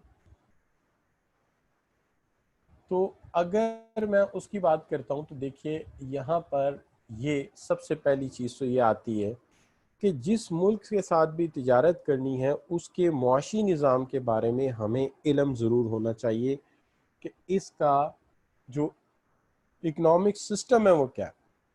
अब आप ये तो जानते हैं कि पूरी दुनिया में एक इकोनॉमिक सिस्टम कभी भी फॉलो नहीं किया जाता। हाँ, इकोनॉमिक सिस्टम के साथ साथ पॉलिटिकल सिस्टम भी लिंक्ड है, इसमें भी कोई शक की बात नहीं है। येट डैट फिर भी हमें इस चीज़ का अंदाज़ा होना चाहिए कि कौन कौन से इकोनॉमिक सिस्टम प्रिवेल करते हैं। हाँ, अलबत्ता चूंकि आपको इसका पहले से नॉलेज है इसलिए मैं इनको सिर्फ जो है वो गो थ्रू करूँगा। सबसे पहली बात, इकोनॉमिक सिस्टम आज कौन कौन से प्रिवेल करते हैं और किस तरह से एग्जिस्ट करते हैं। देखिए इकोनॉमिक सिस्टम जो इस वक्त प्रिवेल करते हैं दुनिया में, उसमें सबसे पहले market driven economy. Market driven economy का जो बेसिकली दावेदार था या प्रमोटर था वो अमेरिका था। जैसे जैसे अमेरिका जो है दुनिया में सिंगल सुपर पावर के तौर पे सामने आया, तो उसने अपना कल्चर और अपना माशी निज़ाम पूरी दुनिया पे राइज कर दिया, या पूरी दुनिया उससे इंस्पायर होकर उसे फॉलो करने लगी। दोनों में से जो बात आप मानना चाहते हैं मान लीजिए। और आहिस्ता आहिस्ता ये हुआ कि मार्केट इकोनॉमी में सब आना शुरू हो गए। मार्केट इकोनॉमी एक ऐसी इकोनॉमी है जहां हर चीज़ का फैसला डिमांड और सप्लाई फोर्सेस करते हैं, कोई दूसरी फोर्स ज़्यादा इन्वॉल्व नहीं होती। तो पर्टिकुलरली प्राइस का फैसला जो है वो डिमांड एंड सप्लाई फोर्सेस करती हैं। हम इसको मार्केट इकोनॉमी का नाम देते हैं। दुनिया में सबसे ज़्यादा अमेरिका ही इसका दावेदार था और बरतानिया उसका सपोर्टर था, आप सब जानते हैं। अब मार्केट इकोनॉमी में चूंकि तमाम फैसले जो हैं वो मार्केट फोर्सेस से होते हैं, लिहाजा यहाँ पर तमाम की तमाम चीज़ जो है वो क्वालिटी, नीड असेसमेंट और मार्केट फोकस के ऊपर रहती है कि आप कितने मार्केट फोकस्ड होते हैं। और इसी में फैसला किया जाता है कि व्हाट टू प्रोड्यूस, तो वो प्रोड्यूस करो जिसके लिए कंज्यूमर के पास प्रेफरेंसेस हैं, पैसा है। हाउ टू प्रोड्यूस, वो टेक्निक लगाओ जिससे कॉस्ट मिनिमाइज होती है। And how much to produce for whom to produce, जिसके पास पैसे हैं उसके लिए चीज़ बनाओ। तो ये है मार्केट ड्रिवन इकोनॉमी। लेकिन दुनिया में हुआ कुछ यूँ कि दुनिया में एक तरफ मार्केट ड्रिवन इकोनॉमी आ गई, जिसका आज भी यूएसए सबसे ज़्यादा दावेदार है। दूसरी तरफ कोरिया, ठीक है जी। कोरिया जो है पर्टिकुलरली जो है आपका नॉर्थ कोरिया ये जो है ये प्लैंड इकोनॉमी के हक में है, जिसको आप सोशलिज्म का नाम देते हैं, तो ये सोशलिज्म आज भी यहाँ पे। अमेरिका जो है वो जो है मार्केट इकोनॉमी है, और जो आपका आप कह लीजिए कि दरमियान में आ जाए तो दिस इज पाकिस्तान के थोड़ा मार्केट भी है और थोड़ा प्लैंड इकोनॉमी भी है, और इस तरफ जो है फिर चाइना आ जाता है, ठीक है जी। और उसके साथ साथ जो है और इस तरफ जो है वो जर्मनी आ जाता है और यूके आ जाता है। तो आप कह सकते हैं इस तरफ मार्केट इकोनॉमी है और इस तरफ प्लैंड इकोनॉमी है, दरमियान में मिक्स्ड इकोनॉमी है। तो मिक्स्ड इकोनॉमी में पाकिस्तान, इंडिया, ये सारे मिक्स्ड इकोनॉमी से चलते हैं, जबकि अमेरिका, कोरिया, ये सारे जो हैं डिफरेंट हैं बिल्कुल एजेस। अमेरिका मार्केट इकोनॉमी है, नॉर्थ कोरिया जो है वो प्लैंड इकोनॉमी है। प्लैंड इकोनॉमी या सोशलिज्म में और भी कंट्री थे अभी नियरली कोई 30 साल पहले। एक तो रशिया खुद, उसके बाद रशिया शायद 30-40 साल कह लीजिए, उसके बाद हंगरी, रोमानिया, ये सारे मुल्क जो थे ये सोशलिस्ट कंट्रीज थे, लेकिन ग्रेजुअली जो है ये टूट गए, और फिर ये टूटने के बाद जो है वर्ल्ड ऑर्डर के तहत एक मार्केट इकोनॉमी में आना शुरू हो गए। और मिक्स्ड इकोनॉमी जो आप जानते हैं, दोनों की मिक्स्ड इकोनॉमी है। होता ये है कि जो आपकी मार्केट इकोनॉमी होती है उसमें हर चीज़ जो है वो मार्केट फोर्सेस डिटरमिन करती है। मिक्स्ड इकोनॉमी में दोनों को आप मिक्स कर लेते हैं, यानी कहने का मतलब ये हुआ कि मिक्स्ड इकोनॉमी में दो फोर्सेस होती हैं। अगर मैं इस यहाँ पे ये जो खाली जगह इस पे लिख दूँ थोड़ा सा, तो इस तरह से है कि जो आपकी प्लैंड इकोनॉमी है और जो आपकी मार्केट इकोनॉमी है, और यहाँ पे मिक्स्ड इकोनॉमी है, जैसे पाकिस्तान मिक्स्ड इकोनॉमी के तहत चलता है, तो इनका तरीकाकार ये है कि ये प्राइवेट ओनरशिप को भी अलाउ करते हैं कि अगर आप फैक्ट्री लगाना चाहते हैं लगा सकते हैं, घर लेना चाहते हैं ले सकते हैं। तो एक तरफ प्राइवेट ओनरशिप भी ये लोग अलाउ करते हैं कि ठीक है जी, प्राइवेटाइजेशन भी काम करेगी और प्राइवेट ओनरशिप भी अपनी जगह प्रिवेल करेगी। लेकिन दूसरी तरफ ये लोग जो हैं ये पब्लिक ओनरशिप को भी अलाउ करते हैं, यानी गवर्नमेंट भी जो है वो इदारे चला सकती है। तो गवर्नमेंट ओनरशिप को भी ये मानते हैं। जैसे पाकिस्तान में गवर्नमेंट ओनरशिप के नाम से अगर आप देखते हैं, तो पाकिस्तान में गवर्नमेंट ओनरशिप के नाम से पाकिस्तान रेलवे काम कर रहा है,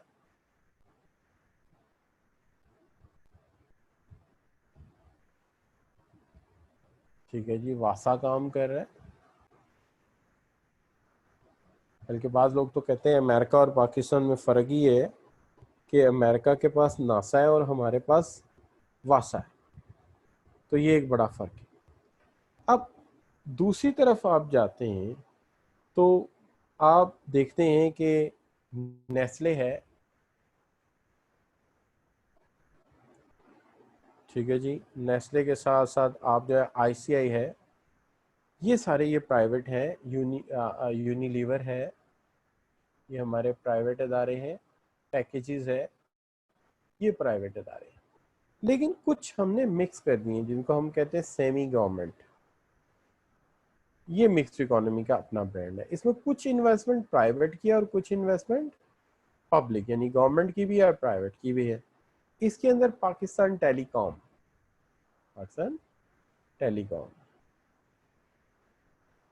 ठीक है जी, सुई गैस कंपनी है पाकिस्तान की, सुई नॉर्दर्न गैस कंपनी एंड सुई सदर्न गैस कंपनी, ये दोनों कंपनीज हैं ये सेमी गवर्नमेंट है, यानी कुछ इन्वेस्टमेंट प्राइवेट की है और कुछ इन्वेस्टमेंट जो है वो गवर्नमेंट की है। इस तरह ये मिक्स्ड दोनों के स्ट्रक्चर से चल रहा है। तो ये चीज़ें इसके अंदर आ जाती हैं।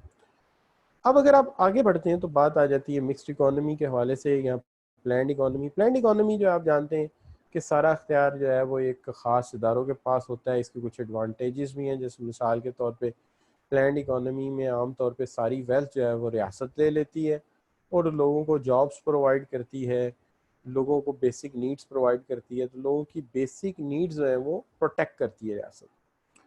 और लेकिन हाँ अलबत्ता ये है कि चूँकि सब लोग गवर्नमेंट के मुलाजिम होते हैं, लिहाजा इन इक्वालिटीज़ नहीं होती, यानी तमाम लोग सरकारी मुलाजिम हैं, तो ना कोई बड़ा है ना कोई छोटा है, हर कोई जो है वो सरकारी मुलाजिम है, लिहाजा इसमें कोई बड़ा रोल है ही नहीं, कोई बड़ा मसला प्रिवेल ही नहीं करता। तो ऐसा कोई इशू जो है वो यहाँ पे एग्जिस्ट ही नहीं करता। अच्छा, दूसरी चीज़ जो आ जाती है वो ये आ जाती है कि अगर आप देखते हैं कि लोअर अनएम्प्लॉयमेंट, यहाँ अनएम्प्लॉयमेंट लोअर है, बल्कि लोअर क्या कहना चाहिए, अनएम्प्लॉयमेंट है ही नहीं। या तो आप सरकारी मुलाजिम है, तो हर बंदा सरकारी मुलाजिम है, तो जॉब देना सरकार की जिम्मेदारी है, यानी आपको जो है वो घर भी देंगे, आपको गाड़ी भी देंगे, ठीक है जी, आपकी नीड्स भी पूरी करेंगे और आपको नौकरी भी रियासत ही देगी। तो तमाम फैक्ट्रियां रियासत की हैं, आपको कहीं ना कहीं काम पे लगा देंगे, लिहाजा यहाँ जॉबलेसनेस का तो कोई क्वेश्चन ही राइज नहीं करता।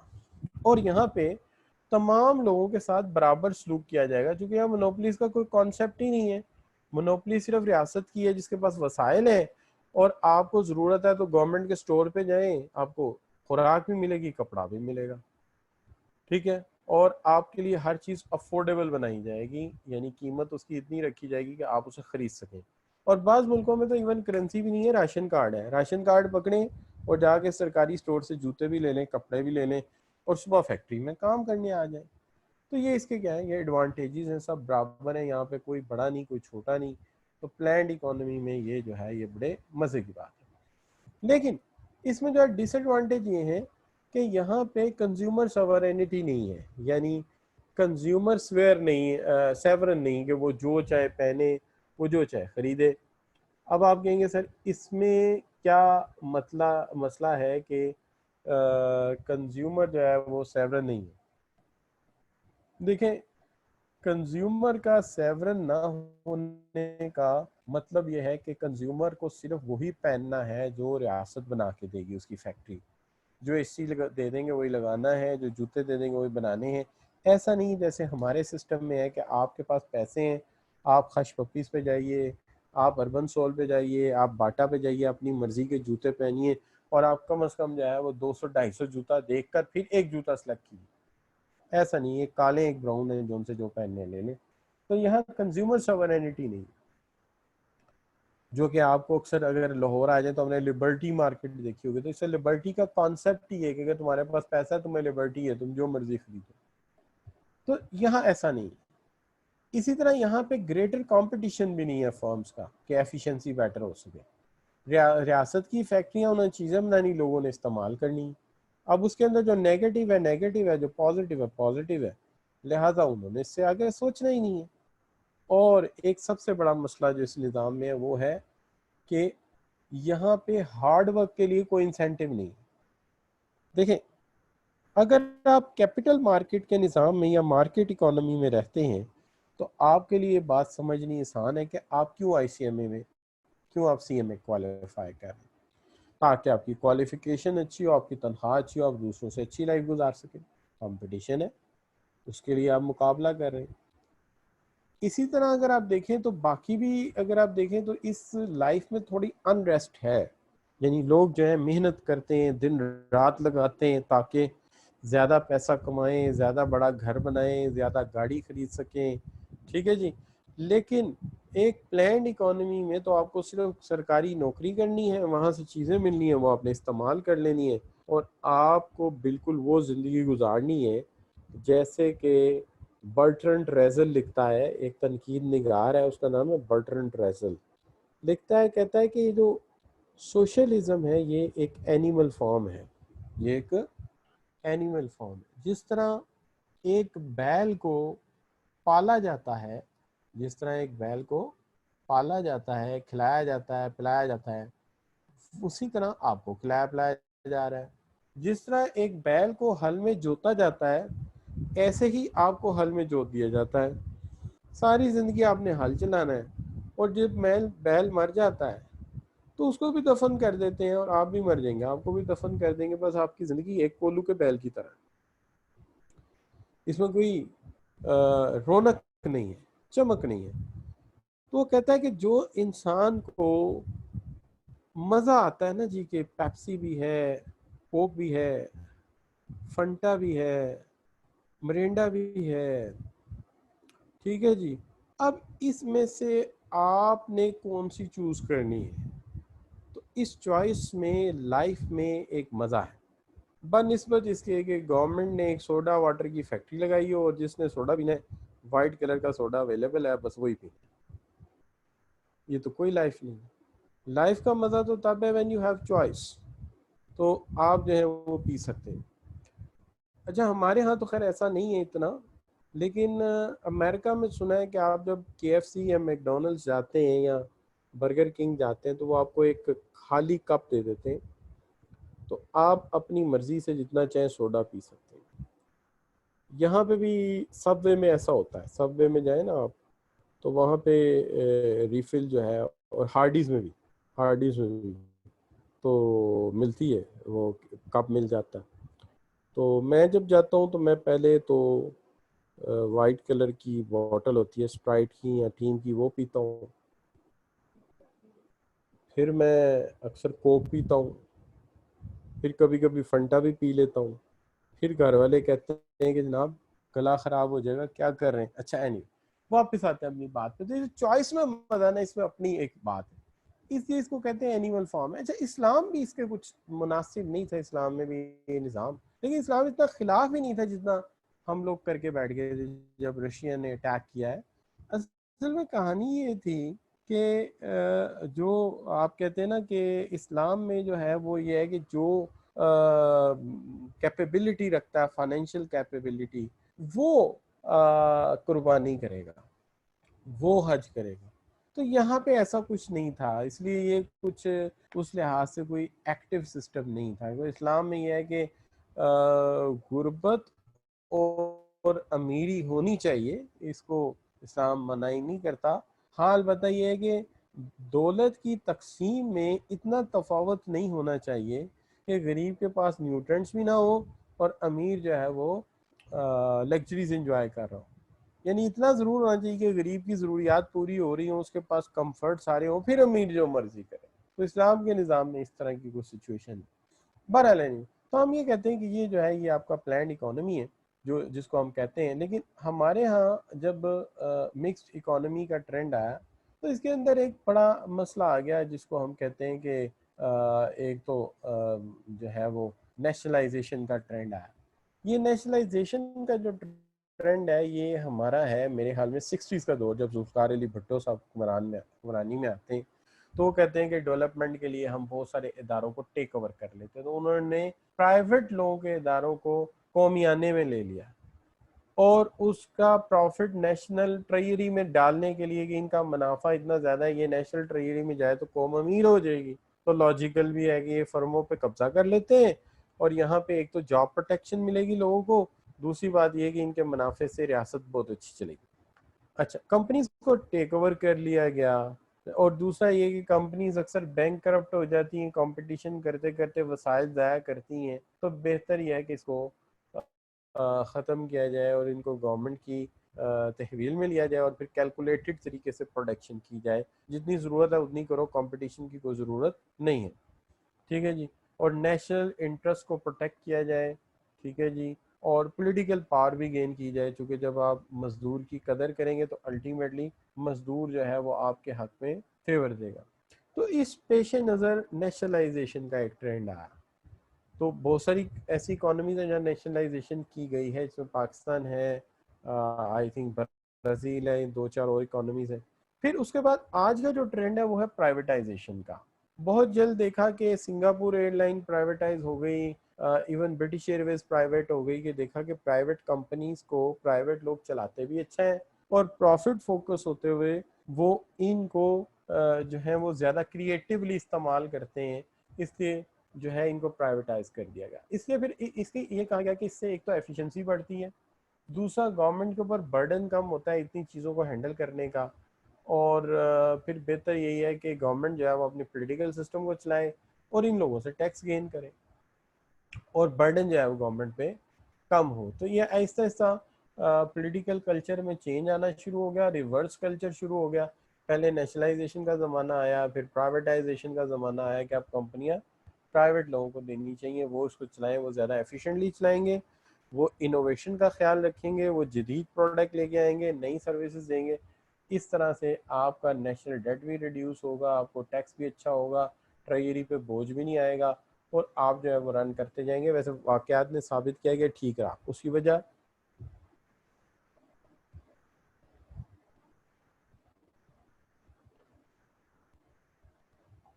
हमने देखा कि पाकिस्तान में बहुत ज़्यादा हमें देखने में एक चीज़ नज़र आई कि पाकिस्तान में जो इदारे नेशनलाइज हुए, बाद में उनका बर्डन संभालना मुश्किल हो गया।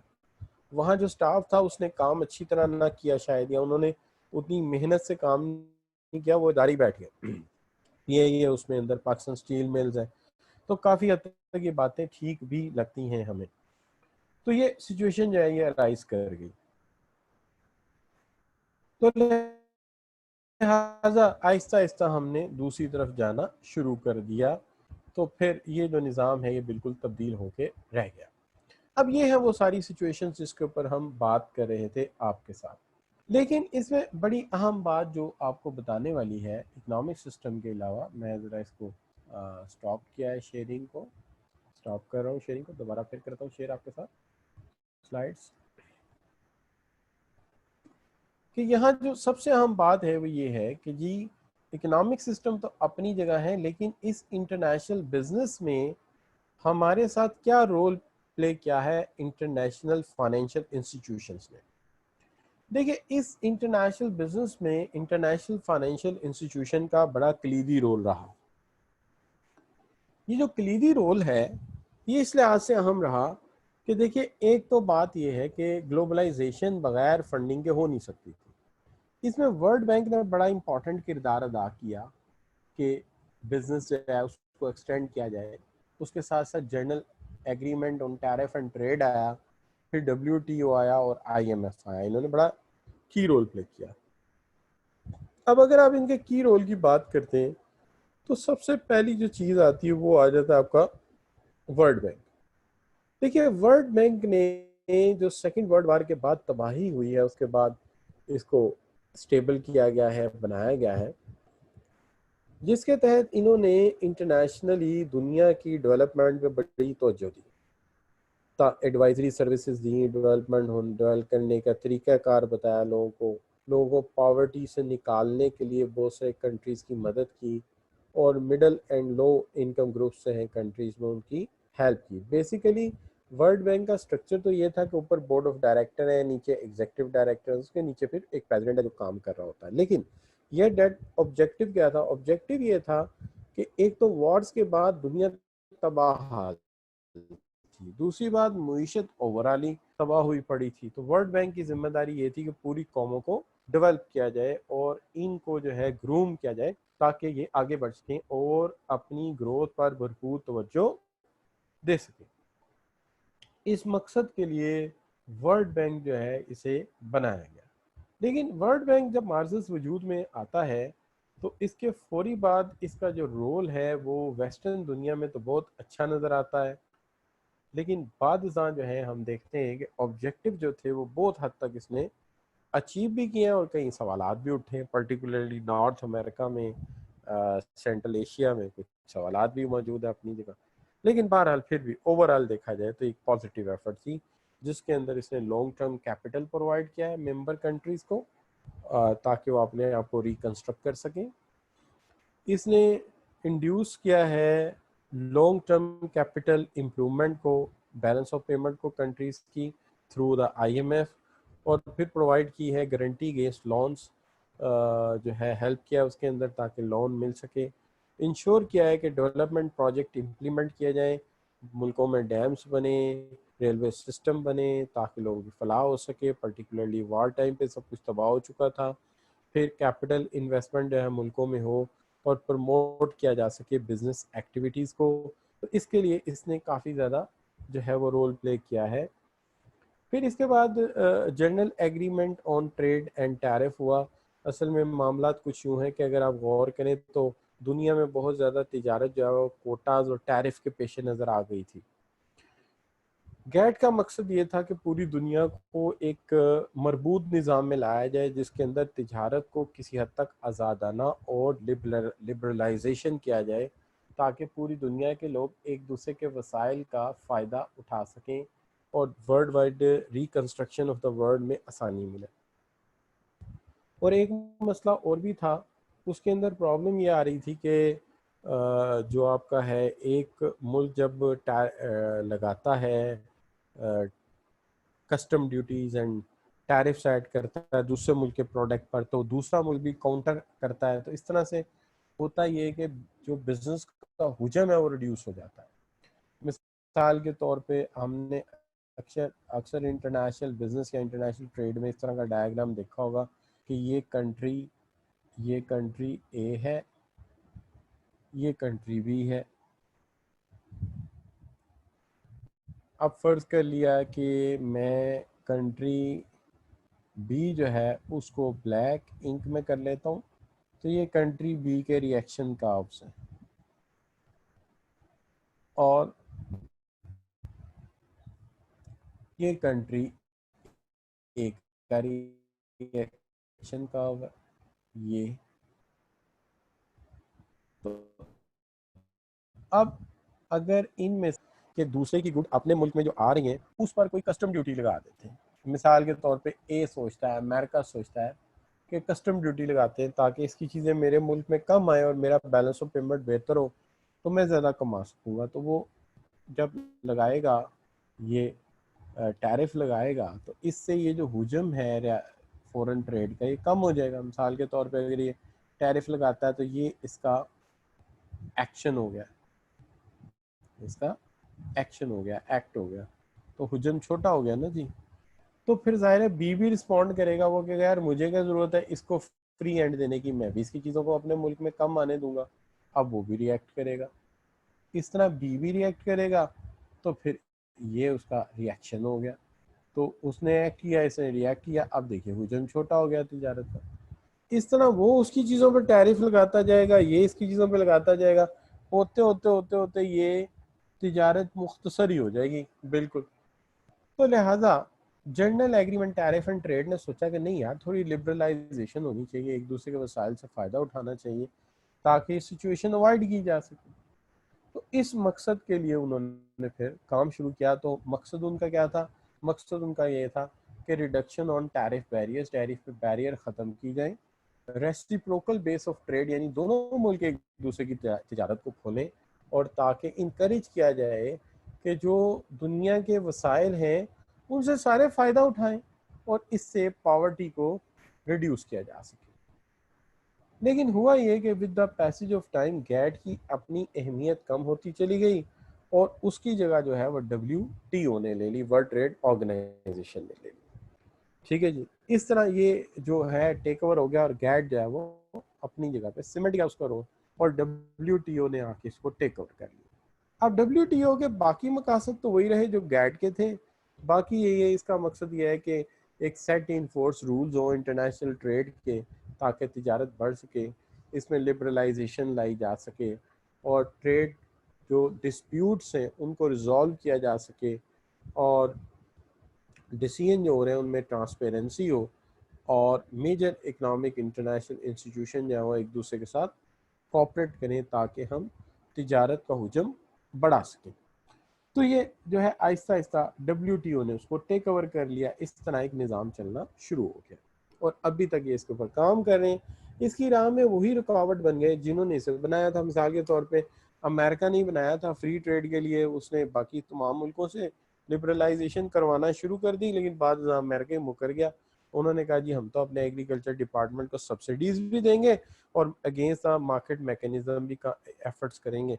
तो फिर ज़रा इसकी एफर्ट कम होना शुरू हो गई। दूसरी तरफ जो है वो यूरोपियन यूनियन ने बजाय ग्लोबल इकोनॉमी में आने के एक अलहदा ही इकोनॉमिक जोन बना लिया, तो इससे इसकी एफर्ट पे काफ़ी नेगेटिव इम्पैक्ट आया है। और फिर अमेरिका ने दूसरी तरफ नेफ्टा बनाना शुरू कर दिया, जिसको north American free trade agreement कहते हैं, जिसमें 3 कंट्रीज़ हैं, अमेरिका, कनाडा और मैक्सिको। तो दूसरी तरफ वो आना शुरू हो गए। इस तरह तिजारत का हुजम जो है थोड़ा रिड्यूस होना शुरू हो गया।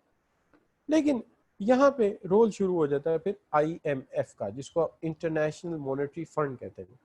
तो आप कहेंगे सर IMF का क्या रोल है जबकि वर्ल्ड ट्रेड ऑर्गेनाइजेशन भी है? देखिए, एक ज़माने में तिजारत में कोई बड़ा इशू था ही नहीं वर्ल्ड ट्रेड में। उसकी वजह क्या थी? उसकी वजह ये थी कि ये अगर दो मुल्क हैं, फ़र्ज़ कर लीजिए ये पाकिस्तान है और ये जो है ये अमेरिका है, तो तिजारत में कोई मसला ही नहीं है। उसकी वजह ये है कि पाकिस्तान में भी जो करेंसी चलती है वो भी सोने की है, और अमेरिका में जो करेंसी चलती है वो भी सोने की है, दोनों गोल्ड की है। तो फ़र्ज़ कीजिए कि अमेरिका का जो कॉइन है, अगर वो 10 ग्राम सोने का है, 18 कैरेट का, और पाकिस्तान का जो 1 रुपया है वो 20 ग्राम का है, तो फिर कोई मसला ही नहीं, सोने का सोने से कंपैरिजन है। और सीधी बात यह है कि पाकिस्तान का जो है वो, पाकिस्तान का 1 रुपया चूंकि 20 ग्राम का है, ठीक है जी, 20 ग्राम का होने की वजह से अमेरिका के $2 पाकिस्तान के बराबर होंगे, 10 ग्राम प्लस 10 ग्राम। तो इस तरह करके मुआवजना हो जाएगा। अशरफियाँ ले लें, सोने के कॉइन ले लें, जो मर्जी ले लें आप तिजारत के अगेंस्ट। तो उस वक्त तिजारत आसान थी, चूंकि दोनों तरफ मेटलिक स्टेटस था या मेटल करेंसी थी, और स्टैंडर्ड मेटल करेंसी थी, जितनी उसकी वर्थ थी उतने का सोना लगा हुआ था उसके ऊपर, लिहाजा कोई इशू ही नहीं था। ठीक है जी, कि फर्ज कर लीजिए कि पाकिस्तान में रुपया जो है वो 20 ग्राम सोने का है, उधर 10 ग्राम का है, तो अमेरिका के $2, हमारा 1 रुपया बराबर हो गया, तिजारत हो जाती थी। अब मसला ये हो गया कि पाकिस्तान में भी करेंसी कागज़ की है, अमेरिका में भी करेंसी कागज़ की है, तो अब कैसे पता चलेगा कि $1 जो है वो 160 रुपये का? This is what for which an institution is required which can equate the values of the different currencies or make some sort of mechanism which make possible to make a system by which we can equate two different currencies. तो currencies को हम आपस में equate कर सकें। इसके लिए फिर IMF मार्जिस वजूद में आया, जिसका स्ट्रक्चर ये है कि बोर्ड ऑफ गवर्नर्स हैं, एग्जेक्टिव बोर्ड है, ठीक है जी, और उसके नीचे मैनेजिंग डायरेक्टर्स हैं और एक बहुत बड़ा स्टाफ है। इनका काम ये है कि जितनी भी दुनिया में करेंसीज हैं उनकी शरह को नोट करना, किस मुल्क में कितना फ्लो ऑफ करेंसी है और उसकी परचेजिंग पावर कितनी है। उनकी परचेजिंग पावर को इक्वेट करते हुए उनकी करेंसी को डिटरमिन करवाना है कि कौन सी करेंसी किसके बराबर है, ताकि तिजारत को आसानी से डिटरमिन किया जा सके। इसके साथ साथ एक मुल्क से दूसरे मुल्क में कोई कंपनी तिजारत करती है तो इंश्योर करना कि पेमेंट्स का स्ट्रक्चर ठीक रहे, ताकि अदायगियाँ होती रहेंगी तो कॉन्फिडेंस भी बहाल रहेगा।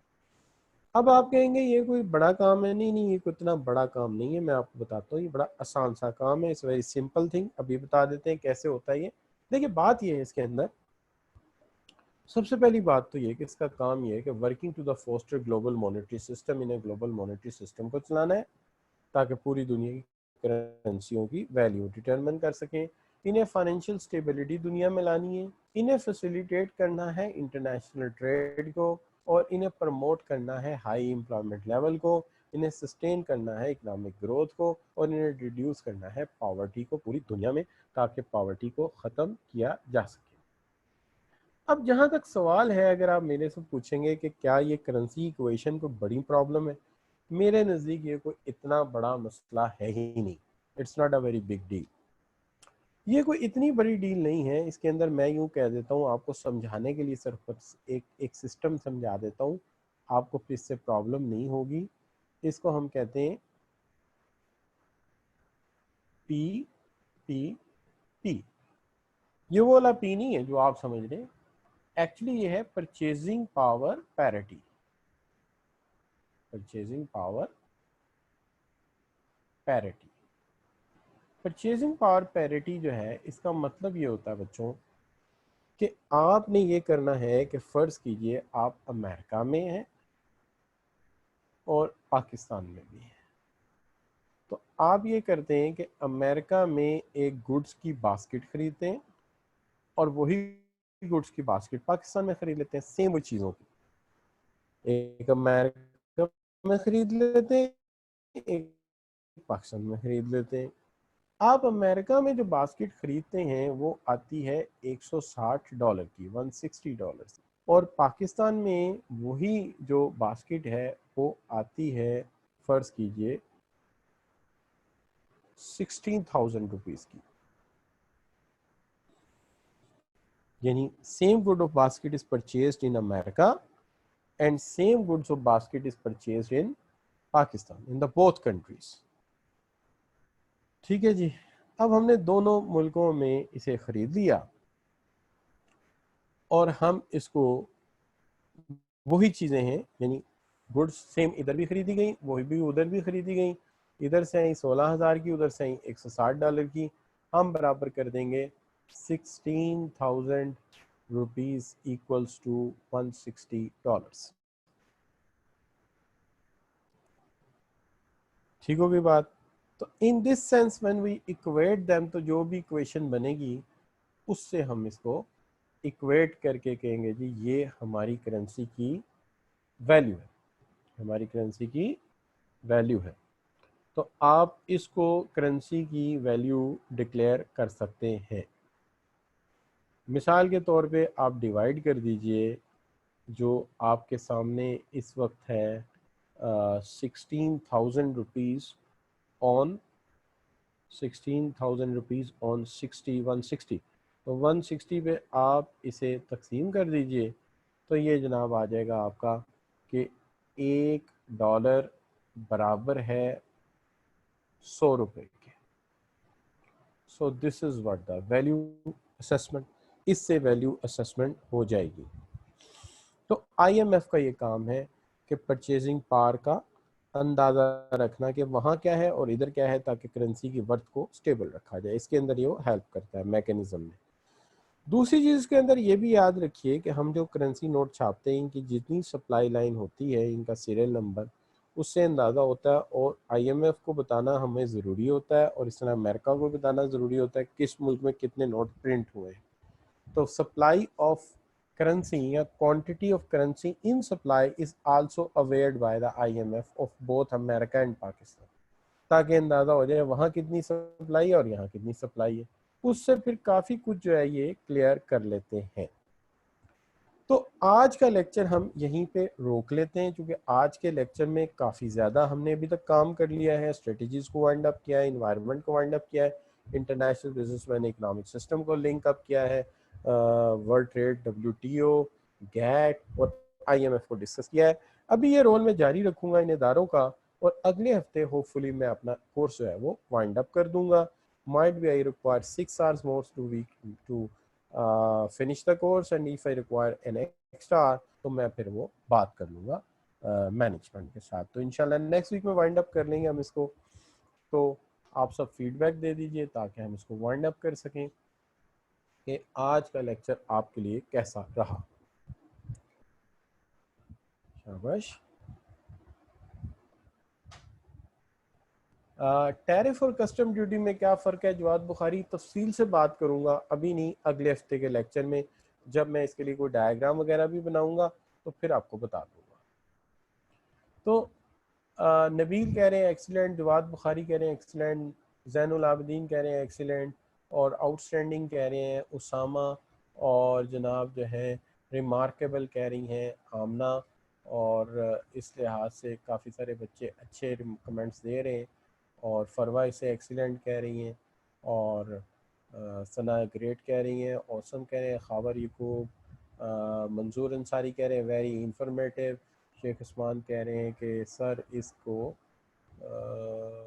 नेक्स्ट वीक जी ये वाला टॉपिक रिपीट कर देंगे फिर एक दफ़ा, और लिंक भी कर देंगे अगले टॉपिक के साथ इंशाल्लाह। फवाद कह रहे हैं एक्सीलेंट, मंसूर अंसारी कह रहे हैं एक्सीलेंट, एंड मियाँ अरसलान कह रहे हैं 110%। So thank you very much for joining. मैं अभी एक स्लाइड्स अपडेट कर रहा हूँ आपके गूगल क्लासरूम में, वहाँ से आप फौरी तौर पे देख लीजिएगा, और इंशाल्लाह मुलाकात होगी आपके साथ थर्सडे, कमिंग थर्सडे को। Thank you very very much, बहुत शुक्रिया आप लोगों का for appreciation and good feedback. अल्लाह हाफिज़।